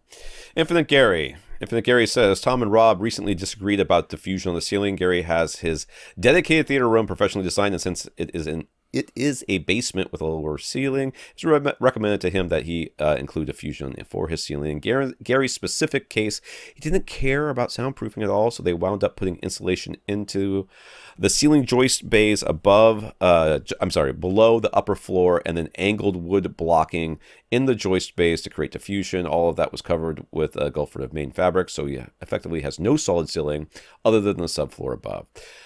Which we have seen this before, and it's quite an interesting solution, but one that is hard to implement for most people since, literally sound's just going to pass right up to the top of the house. But the question is, does the height of your ceiling have any impact on whether diffusion on the ceiling is a good idea or not? Rob has a lower ceiling too, isn't that correct? Well, I mean, it affects where you place it. At least that's the theory. You want diffusion above your head. It kind of implies that there's some sort of sound that's going to be hitting right there that needs to be diffused. So I would place, anything on my ceiling. It's just like putting something on your wall. You want to make sure that it's hitting the first reflection points, and that's where it's going to do the most good. So the lower ceiling just changes where that first reflection point is and where the diffusion should be. Well, it does change the strength of the reflection, because just by virtue of being closer to you, there's been less distance traveled from the source to the reflecting surface to you. That's a shorter distance just by virtue of having a lower ceiling. So the strength of the reflection off a lower ceiling will be stronger. And so I think that plays into a bit. If you have a really tall ceiling and just by virtue of that, the reflections are weaker by the time they get to you, then treating the ceiling might not be as audible as if you had a lower, flat, reflective ceiling. So I think it plays into it a little bit in that instance. I didn't put diffusion on my ceiling specifically because I believe that's what you ought to do or because I had a lower ceiling and I thought I should. It was just a matter of, after applying all of my absorption and bass traps, I did a clap test and still had the slightest bit of a zing in there. I have nowhere else to put anything. So I'm like, what happens if I put something on my ceiling? I don't have the height to put something thick up there. So I'm like, well, diffusion fits. I'm going to give it a try. And it got rid of that last little bit of zing. So I was happy with it. It checked all the boxes. But I fell into it that way, sort of backwards, as opposed to thinking this is the theory that should be applied or anything like that. But yeah, I think that answers that. All right. JR. First up, after our advice, JR did replace his Audio Quest RCA cables with Blue Jeans. So far, so good. But only time will tell if his Denon X3700H develops the same noise issue as when he was using Audio Quest cables to connect his Blue Sound Note 2i network audio player. Still don't know what the heck that thing is. Anyways. All right. So if you remember last week, I think it was, we talked about that kept blowing out his whatever. And the cable, we thought was the cable. So he's using the Denon in preamp mode. He has external amplification in the form of a 5 by 200 watt Rotel amp. That Rotel amp has both RCA and XLR inputs, and naturally he is using the RCA inputs for his Denon, or outputs for his Denon. He has been daydreaming about getting a separate 2-channel preamp, the Mytek Brooklyn, to be precise. The Mytek has XLR preouts. So could he keep the Denon connected via RCA to the Rotel and then also plug in the Mytek via XLR into two of the Rotel amp channels? He would never send a signal from the Denon and the Mytek at the same time. So would that work? Would the Rotel automatically detect RCA versus XLR and switch, or is it a bad idea? I mean, I think it'll work. I don't see any reason, unless there's a switch on the back that tells you that you have to switch from XLR to RCA. Usually is. Most external amplifiers that have both RCA and XLR inputs have a physical switch on them to choose whether you're using the XLR or the RCA input for a given channel. You can mix and match. You can have some of your channels with RCA and some of your channels with XLR, but you just have to have the correct dip switch position. I would, in fact, probably prefer that, and I'd want to confirm with the manufacturer that it fully disconnects the RCA when it's in XLR mode and vice versa, fully disconnects the XLR when it's in RCA mode, because I really doubt it's going to automatically switch between the two. That's not something you typically see on external amplifiers. There usually is a switch. And I would want to be sure that it's a full disconnect switch because, yeah, even if it's not powered on, I don't like the idea of having both of those things live. That would mean they're essentially connected inside. And I wouldn't do that, That's plugging two sources into one amplifier. Trying to look at the back of the Rotel, but I can't zoom in on this stupid thing. Yeah. No, I mean, the thing is, if you're fine with moving the dip switch, and again, I would just give Rotel a call and confirm that, when that switch is thrown, it fully disconnects. Usually it does. I'm not anticipating that it wouldn't. So I think you can physically wire things this way. In my guess, that is going to be okay, but you're going to have to go back there and flick this switch, every time you want to switch between the two things, which is not the end of the world.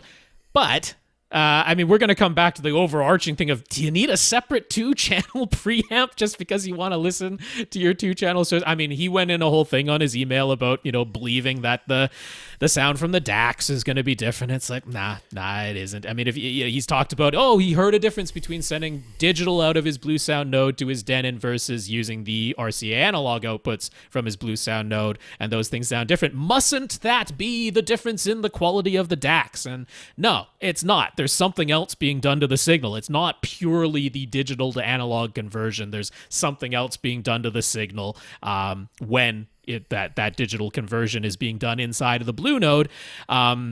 So yeah, I just don't buy into the whole thing of having a separate 2-channel preamp. I know a lot of people do it. I know it's recommended all the time in magazines like What Hi-Fi and stuff, because they have to recommend the more expensive analog-only, 2-channel-only device. Right. It must be better than the mass-market AV receiver with the actually technically superior parts inside of it, but it must be. It's more expensive and more esoteric. So I just wholesale don't buy into all of that. I wouldn't bother with it. I'd save the money and buy more albums and listen to them in 2-channel mode on my Denon all day long.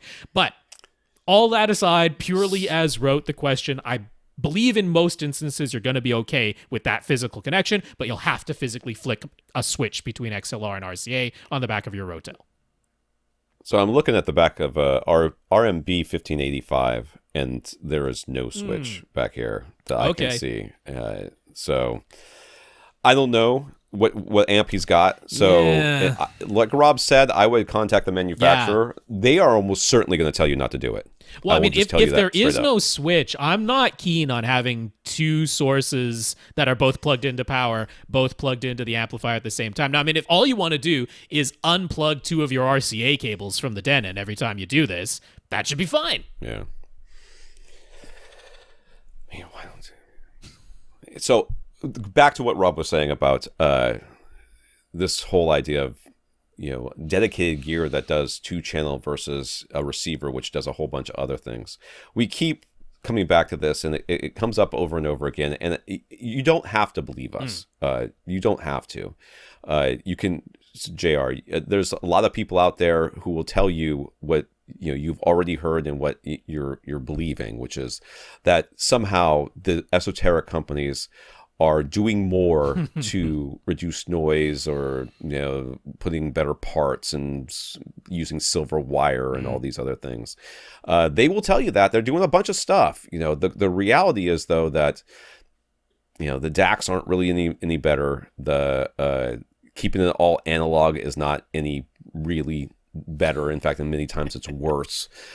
Being able to use your subwoofer is a benefit, not a detriment to what you channel experience. There's a lot of things that I mean, and the receiver manufacturers have tried to help, or at least let you know that they care about these things, because they give you like these pure direct modes, which turns off all the stuff that's none of that. I mean, really beneficial. Audioholics has measured the Marantz version of it, but it's going to be the same. The Marantz version in this new preamp mode that they have in the 2020 receivers, this dedicated preamp mode, like, the signal coming out of those things is clean. It is super clean. And then, if it's all about, I don't want to have Audyssey EQ applied when it's 2-channel, put it in direct mode. Put it in pure direct mode. Right. Like, there's just no reason to get this separate dedicated 2-channel preamp. There's just no reason to do it. So if you decide to do it, that's fine. We're not going to hate you for it. It's just about having the gear and displaying it. Sure. Then, come back and let us know, if you feel like you've heard a difference there. And, we won't believe you, but we will still listen. And I mean, we will believe that you heard a difference. Yes. We just won't attribute it to the gear. Right. And we won't necessarily attribute it to the gear, to the new gear sounding better than the old gear. We'll actually just attribute it to sounding different. Julian. I don't even know. How long have we been going? Oh, we should have about half an hour left. We've been about an hour and a half. Half an hour, yeah. Okay. Julian will be moving, and he will finally get to have a dedicated cinema room that can be closed off from the rest of the house. It will be somewhat long and narrow, about 10 feet wide, 19 and a half feet long. He's trying to decide what to do in the way of subs. He's in England, so SVS is available, but not as value priced as in the US. Over the years, he's read a lot more about REL subs. In his reading, the general consensus in the British hi-fi publications. But you can't blame him, man. That's completely. Can't blame him for reading them, because that's what's there. That's what's sense. there. And not only that, the Brits really love hi-fi. Yep. I mean, they really love all that esoteric stuff. So the British Hi-Fi publication seems to be that the SVS is highly regarded for movies, while our REL subs are better for music. That is no such thing as a bad sub for one and not the other. It's just However, I do not doubt whatsoever that he has read that in many places. He has I have read the same thing. They say it all the time. I have read it many times. SVS is about strong LFE, while REL is about extending the speakers down to the deep into the deep bass, which is exactly the same thing that the SVSs do. Conceptually, that's what he's been led to believe, and we don't doubt you for a second. Fair enough. Furthermore, since REL subwoofers are about extending your main speakers, he's been led to picture that putting dual REL subwoofers directly below or directly behind his front, left, and right speakers is the ideal. With prices being what they are in the UK, he'd only get a single SVS PC2000 if he went with SVS. He'll be using Q acoustic speakers with the possible upgrade to KEF LS50s at some point. What's our take on the best way to handle subwoofers in his future enclosed cinema room?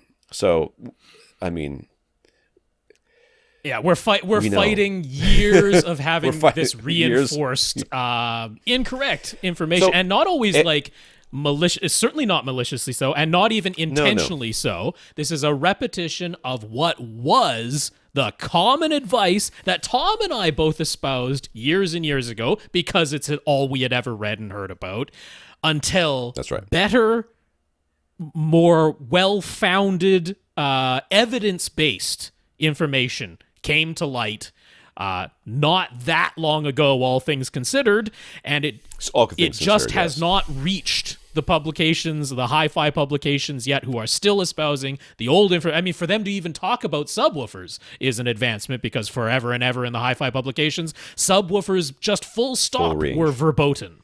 Yeah. So, yeah. Yeah. So, okay. All subwoofers are about extending your speakers down to the lowest bass. Every subwoofer's whole point of being is to do that. The idea that SVS subwoofers only play the low bass and somehow don't play the upper low bass, which is what you're really looking for, because your speakers are going down to, we assume, around 80 hertz, right? Least, and that's still bass. It is. That is bass. Everything below 500 hertz is bass. You've gone down to the bass regions, and your speakers are already there. So the subwoofers are there just to take that bottom part that's harder, that's very, very hard for the speakers to play. And even if they could play it, we would not want them to, for reasons that we'll explain in a second. They take that lower bass and play just that lower bass. That's SVS, that's REL, that's HSU, that's JL audio. That's all of them. Mm-hmm. All of them do that. That is the point of a subwoofer. This distinction that they're making is ludicrous. Okay, to think that an SVS sub would only play from 20 hertz on down, which is kind of what they're suggesting, is ridiculous. You would have to really try to make that. You'd have to buy a $100, a mini DSP, and then set a specific crossover just for your subs, just to make that happen. Again, which would be no blame at all to Julian, because we have read exactly what you're describing, and for you to say, hey, I've read this in What Hi-Fi, I've read it in Stereophile, I've read it, here and here and here, and this is what I've been reading for 20, 30 years. Well, it'd be less than that if they're talking about subwoofers, but this is what I've been reading for 20 years. No blame whatsoever, but we're going to try to convince you evidence-based wise that information is not correct, and there is a better way to do things. So the way to think about this is that the lowest bass, and we've said that many times before, but the lowest bass, the wavelengths are so long that they're longer than your room.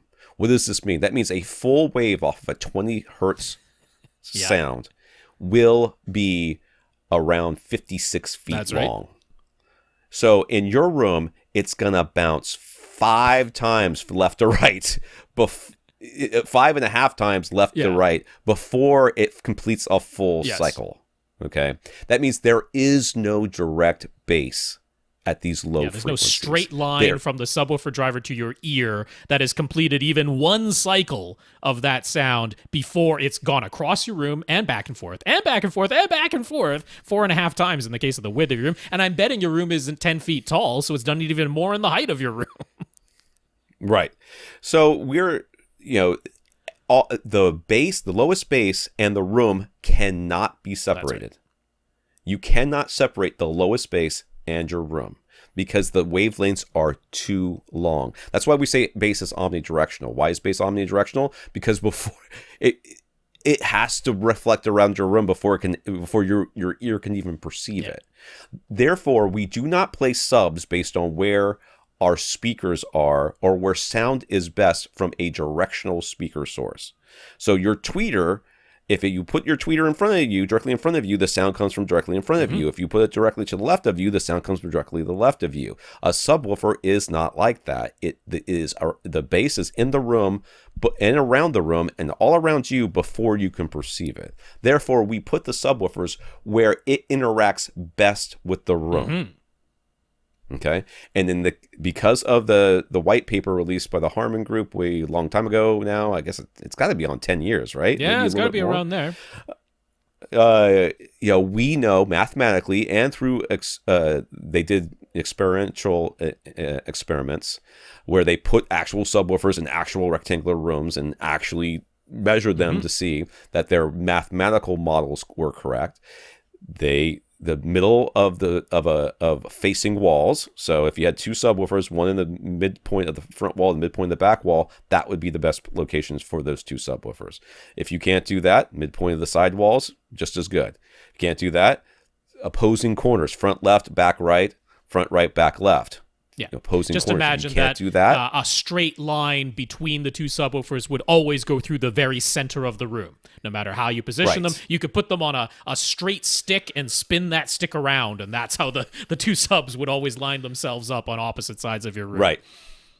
So mirrored, basically. So if you're in the front right, if your subwoofer in the front is on the right, is 2 feet in from the right wall, then your subwoofer in the back should be 2 feet in from the left wall.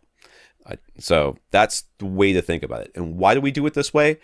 Because the sound is not directional. Not because the room cannot be separated from the bass. And as long as the room cannot be separated from the bass, you do not place them based on where you think the sound should be coming from, because it's coming from everywhere. In the case of which is actually a really good thing for you. Yeah, in the case of your tweeters playing high frequencies, they are completing a full cycle of that note before it's made its way across the room. In between the speaker and you, it has completed a full cycle of that high frequency. Some of them are inches long at the high frequencies. So they are directional. You are getting a direct sound that went straight from the tweeter to your ear and hasn't bounced off of anything yet by the time it reaches your ear. But complete opposite with deep bass, so long that that sound is essentially coming from every surface in your room simultaneously before your ear it's ever completed one cycle. So the idea that the ideal is having the two subwoofers below your front left and right speakers, I totally get the intuitive where that came from. And if we were outside in an amphitheater with no walls around us, that would kind of be true, although your brain would still have a heck of a time of actually detecting sound waves that low, just because the distance between our two ears isn't great enough.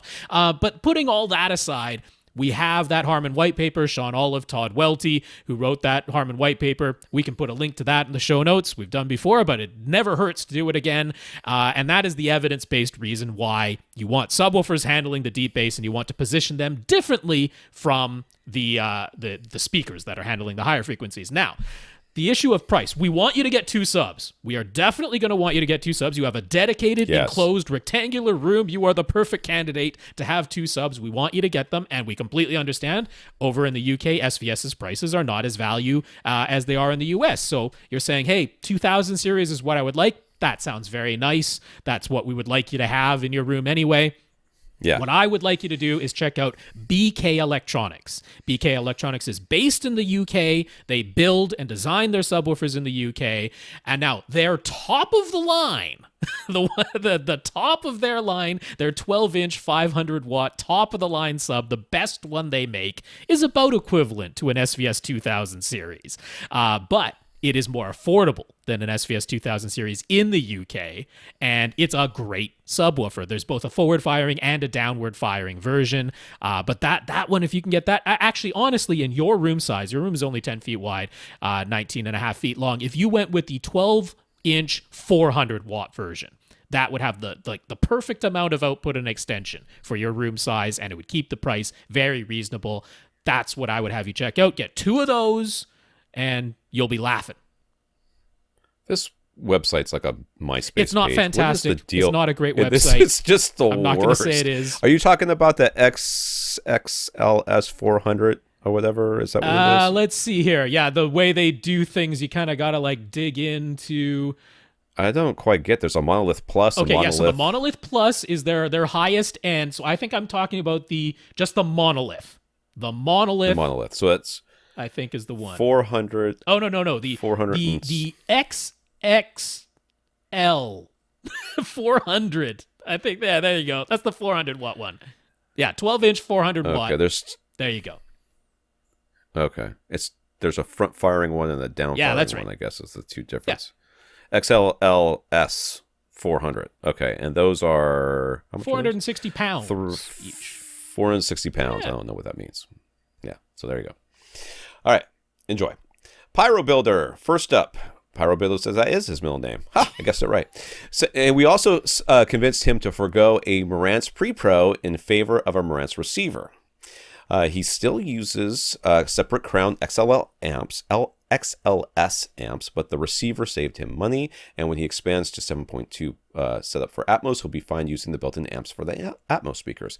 It'll also be easier to use a receiver in a different room when upgrade time for the theater eventually comes, so thanks. Well, we like saving people money.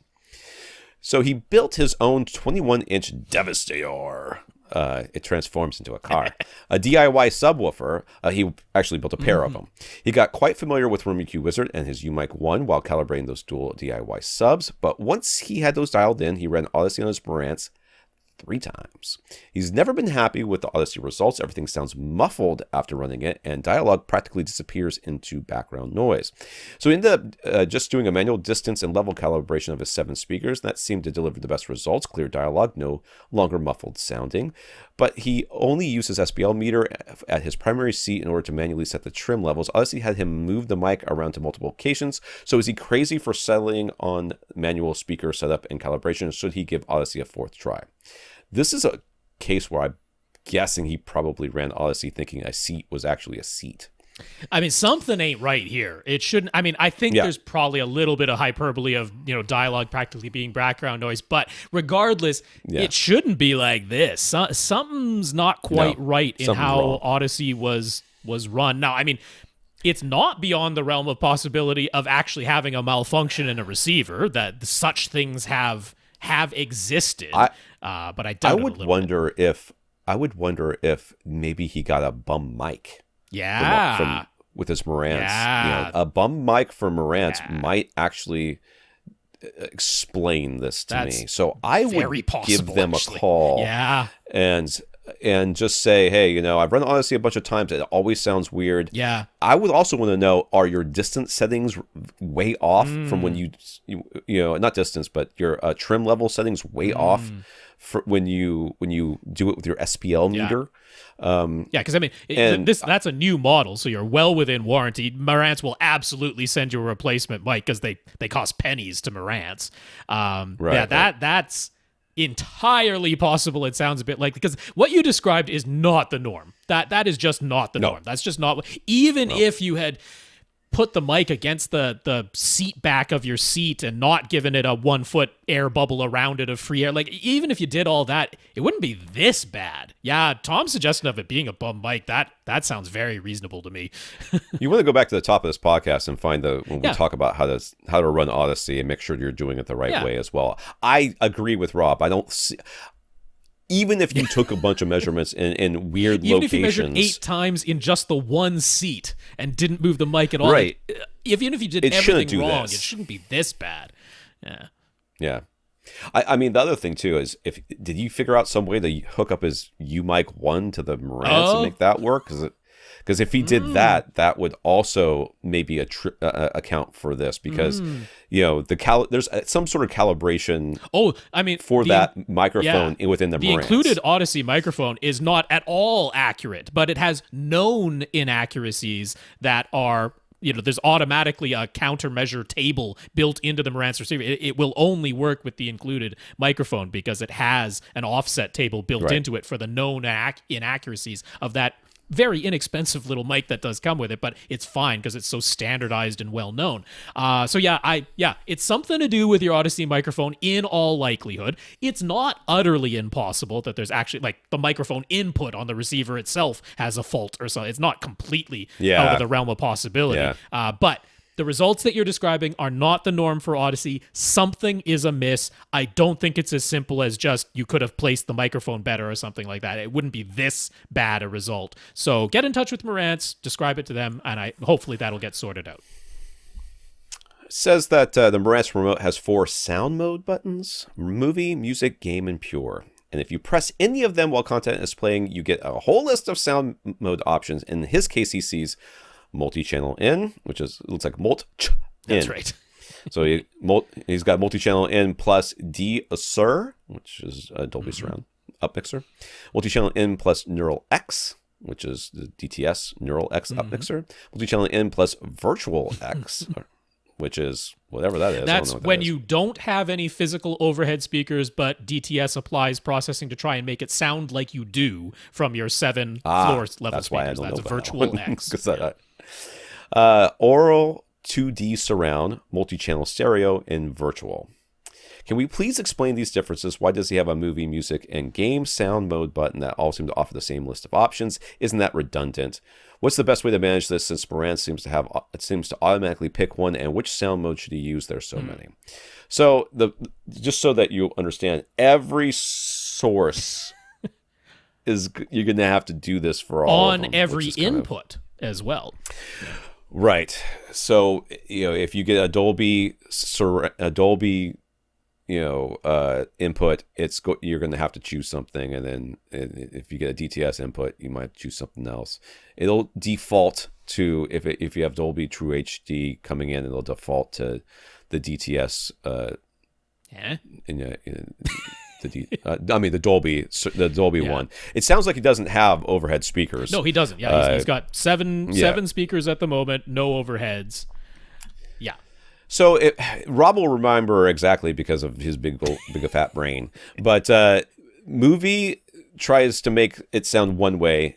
Music tries to make it sound a little bit different. Just kind of an overall. These are with like the up mixers DSP. applied. With the up mixers applied, there are differences between movie, music, and game, which is why they exist.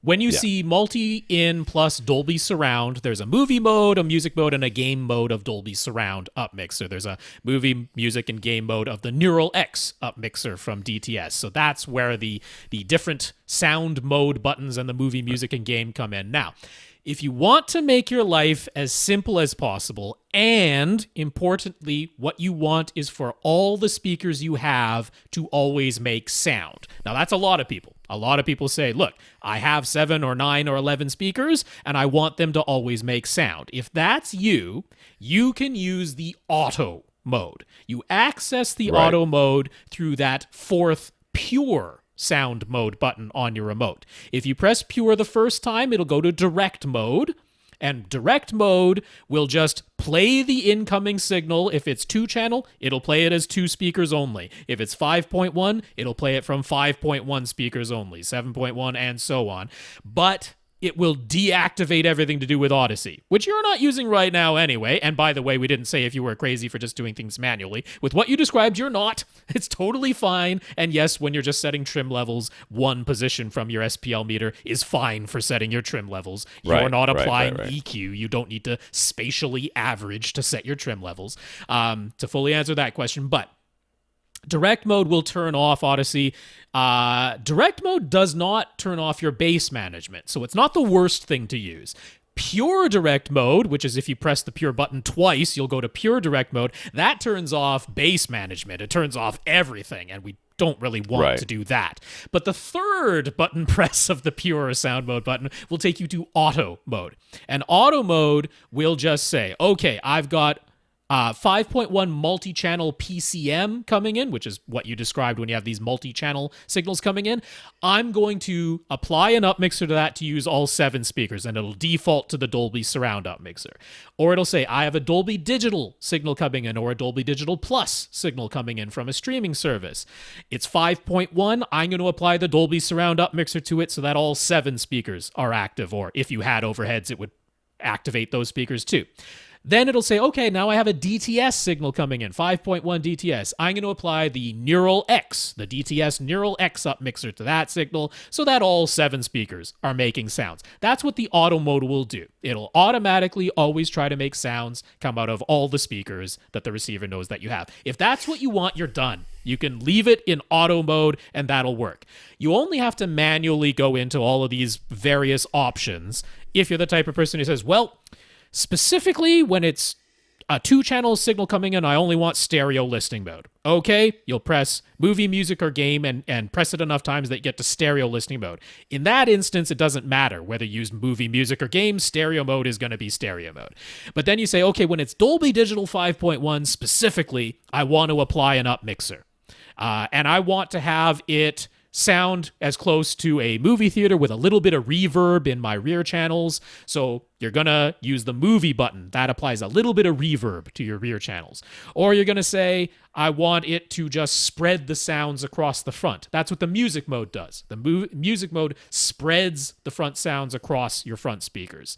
Or you're going to say, I want the most discrete pinpoint sounds that I can possibly have. That's what the game mode does. The game mode doesn't add reverb. It doesn't spread sounds through speakers, but it gives you the most precise pinpoint, each sound comes out of one speaker at a time type of sound. So that's the difference between the movie, music, and game. So once you've set your preferred listening mode for a certain input type of signal, Dolby Digital versus Dolby Digital Plus versus True HD versus DTS versus DTS HD Master Audio versus PCM, you've set them manually for each of them. It'll remember by signal type and by input. So you'd have to do it once for each, but once you've done it once for each, it'll remember. That's how you would go through all of that. But if you just want sound out of all the speakers all the times, just use the auto mode. It's by far the easiest. Yeah. Let's see. I think we got time for one more at least. One more. Curt is trying to help out his brother-in-law. He's in a detached house, not a townhouse or apartment. His neighbor's bedroom window is 15 feet from Curt's brother-in-law's sliding glass door. Clear line of sight, but not physically attached. 15-foot distance. Got it. 15 foot. Yeah. Curt's brother-in-law has a sound bar with a wireless subwoofer. It plays down to about 40 hertz, and his neighbor complains that it keeps her awake. She said that she feels bass thumping away more than hearing it. He put the subwoofer on the pillow to get off the floor and damp it a bit. That did actually seem to help, but she still complains. Do we have any ideas? He doesn't want to resort to headphones. Your neighbor's crazy. I've had that. We've all been here. We've all been here. There's no chance she's actually feeling this thing. I don't think. I mean, there can be the little bit of like he said it's a sliding glass door that's fit like that itself might be vibrating like in sympathy. Right. The whole sliding glass door itself is vibrating in sympathy because I mean that's about all it could be at this point. Yeah, and I wouldn't be surprised if that's what she's actually hearing as well. I think that as it's vibrating, it's creating just a little bit of noise. And she's clearly looking for a reason to complain. Yeah. That's all this is. And there is literally nothing you can do about it. Because I think even turning it off, she'd still complain that you snore too loud or your dog barks. Detached house and a 15-foot gap. How is she hearing anything? I have my window open and I'm watching like movies at reference volume, and my next door neighbor is not 15 feet away. Their house is not 15 feet from me. Now I'm buttoned up to their garage, but in their kitchen and their bedrooms are all on the other side of their house. But I've asked him if he's ever heard anything ever, and he's never heard anything. He's never heard anything. I mean, like he goes outside to smoke cigars all the time, so I know he's around. But I don't do that a lot. It's just usually those couple of days or weeks during the year when it's cooler outside than it is inside, and I open the window because And if you of do it. it, you I wouldn't don't be run doing at it full at reference like volume. 2 or 3 in the morning. So you wouldn't. No, you'd never do a no, thing like yeah. that. I'd have a normal volume. Yeah, I mean, so my thought is that if this is a true thing, and like, you know, you go and test it, stand outside his house and see if you genuinely can hear it thumping away. I mean, it's not utterly impossible that the construction of your brother-in-law's house is just weird in a way. Like, does he have the subwoofer sitting right on top of a heating vent and it's like rattling his entire HVAC system? Even that, I don't know how the house next door is hearing it. But I mean, you test it out, see if you really can hear something. But to me, the most likely culprit is that sliding glass door itself, that it's actually vibrating in sympathy and, you know, acting as a membrane. It's acting as like a drum skin, sending the sound back out, re-energizing it to the outside, which I guess would require damping the sliding glass door somehow. I don't know how you do that without basically replacing the thing, because you can't just, like, well, I don't know, maybe he never opens his sliding glass door and he really could just damp the entire window. But if it's that, then can he move his home theater to a different room in his house? Opposite side of his house, downstairs, something? Because, I mean, that to me is the only other suggestion I got. I don't know how you get around this otherwise. Yeah, I guess moving the subwoofer physically further away from, because this is not a super powerful sub. No, you know, it's a sound bar, you know, the little wireless sound bar subwoofer that comes with it. Yeah. So, I mean, physically moving it further away from those sliding glass doors might help. Because it's not putting out a ton of energy anyway, so like, that might make a difference. Strap the little subwoofer to the bottom of your couch, your brother-in-law's couch, so that he feels it. Oh, more. Yeah, you could get him some tactile transducers. Yeah. You know, and then you could just feel the bass and not hear it. I'm trying to think of a flanking path that could get the sound from his house to her house, like, directly. Right. And the only thing I can think of is, like, if they shared a drain line from their sewage drain line, basically from their houses, met together and then went out to the to the street somehow. Sure. I mean, no houses do that, that I'm aware of, but because every house got to have their own, as far as I know. But that's about the only way I can think that you could physically connect two houses together that are 15 feet apart, would be underground somehow. So, yeah, man. How many cats does this lady have? Because I'm betting it's a whole bunch. All right, Rob, who do we have left? We have Andrew. That's our model spaceship guy. He's got some questions about acoustic panels. And we have Jason, who, it looks like a really long question because he's got a whole bunch of measurements for us to look at next week. But yeah, that's it. That's our list for next week. And then we did have some questions that came in Monday, Tuesday.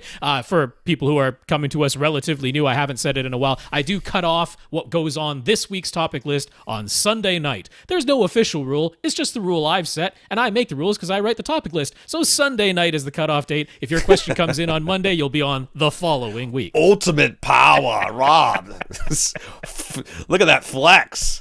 He's not gotta have some structure, around. Otherwise it just goes nuts. That was if you were wondering what it sounds like, that's a Canadian being mean right there. That's what it sounds like. It's very hard to spot. So I can organize my email folders. All right. We want to thank our listeners of the week. We want to thank Bob and Jason for going to avrant.com and clicking on the Buy Us a Cup of Coffee link and leaving us a PayPal donation, as well as our 127 patrons over at patreon.com. For sure, Bob, Jason, thank you both very much for those PayPal donations. Really appreciate those. And patreon.com/AVRant Podcast for anyone who would like to sign up for an automatic monthly donation. Thanks so much to our 127 patrons over there.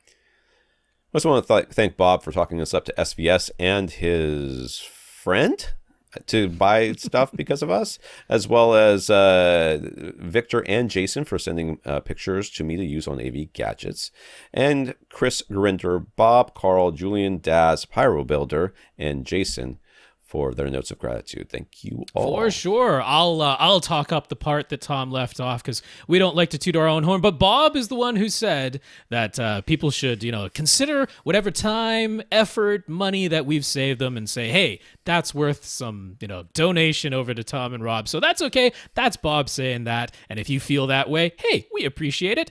So thank you, Bob, for doing that. Thank you for talking us up to SVS as well. Victor and Jason, thanks for giving your permission to Tom to use your photos in perpetuity until the end of time or the internet closes down over at avgadgets.com. And then we appreciate the notes of gratitude for keeping the podcast going that we've received from Chris, Gurinder, Bob, Carl, Julian, Daz, PyroBuilder, and Jason. Really do like those notes of encouragement. So thank you so much, and thank you to everybody for continuing to listen and sending in your questions. That's right. If you want to get your question answered on this podcast, the podcast that answers your home theater and AV questions, just send them to question@avrant.com. For AVRant, I'm Tom Andrew. And I'm Rob H. Now stay in and listen to something.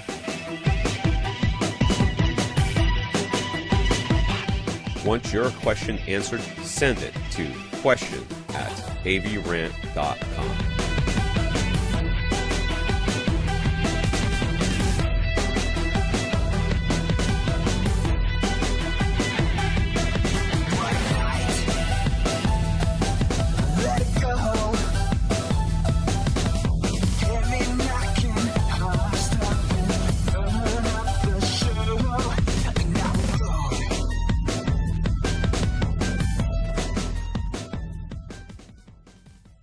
This is AVRant.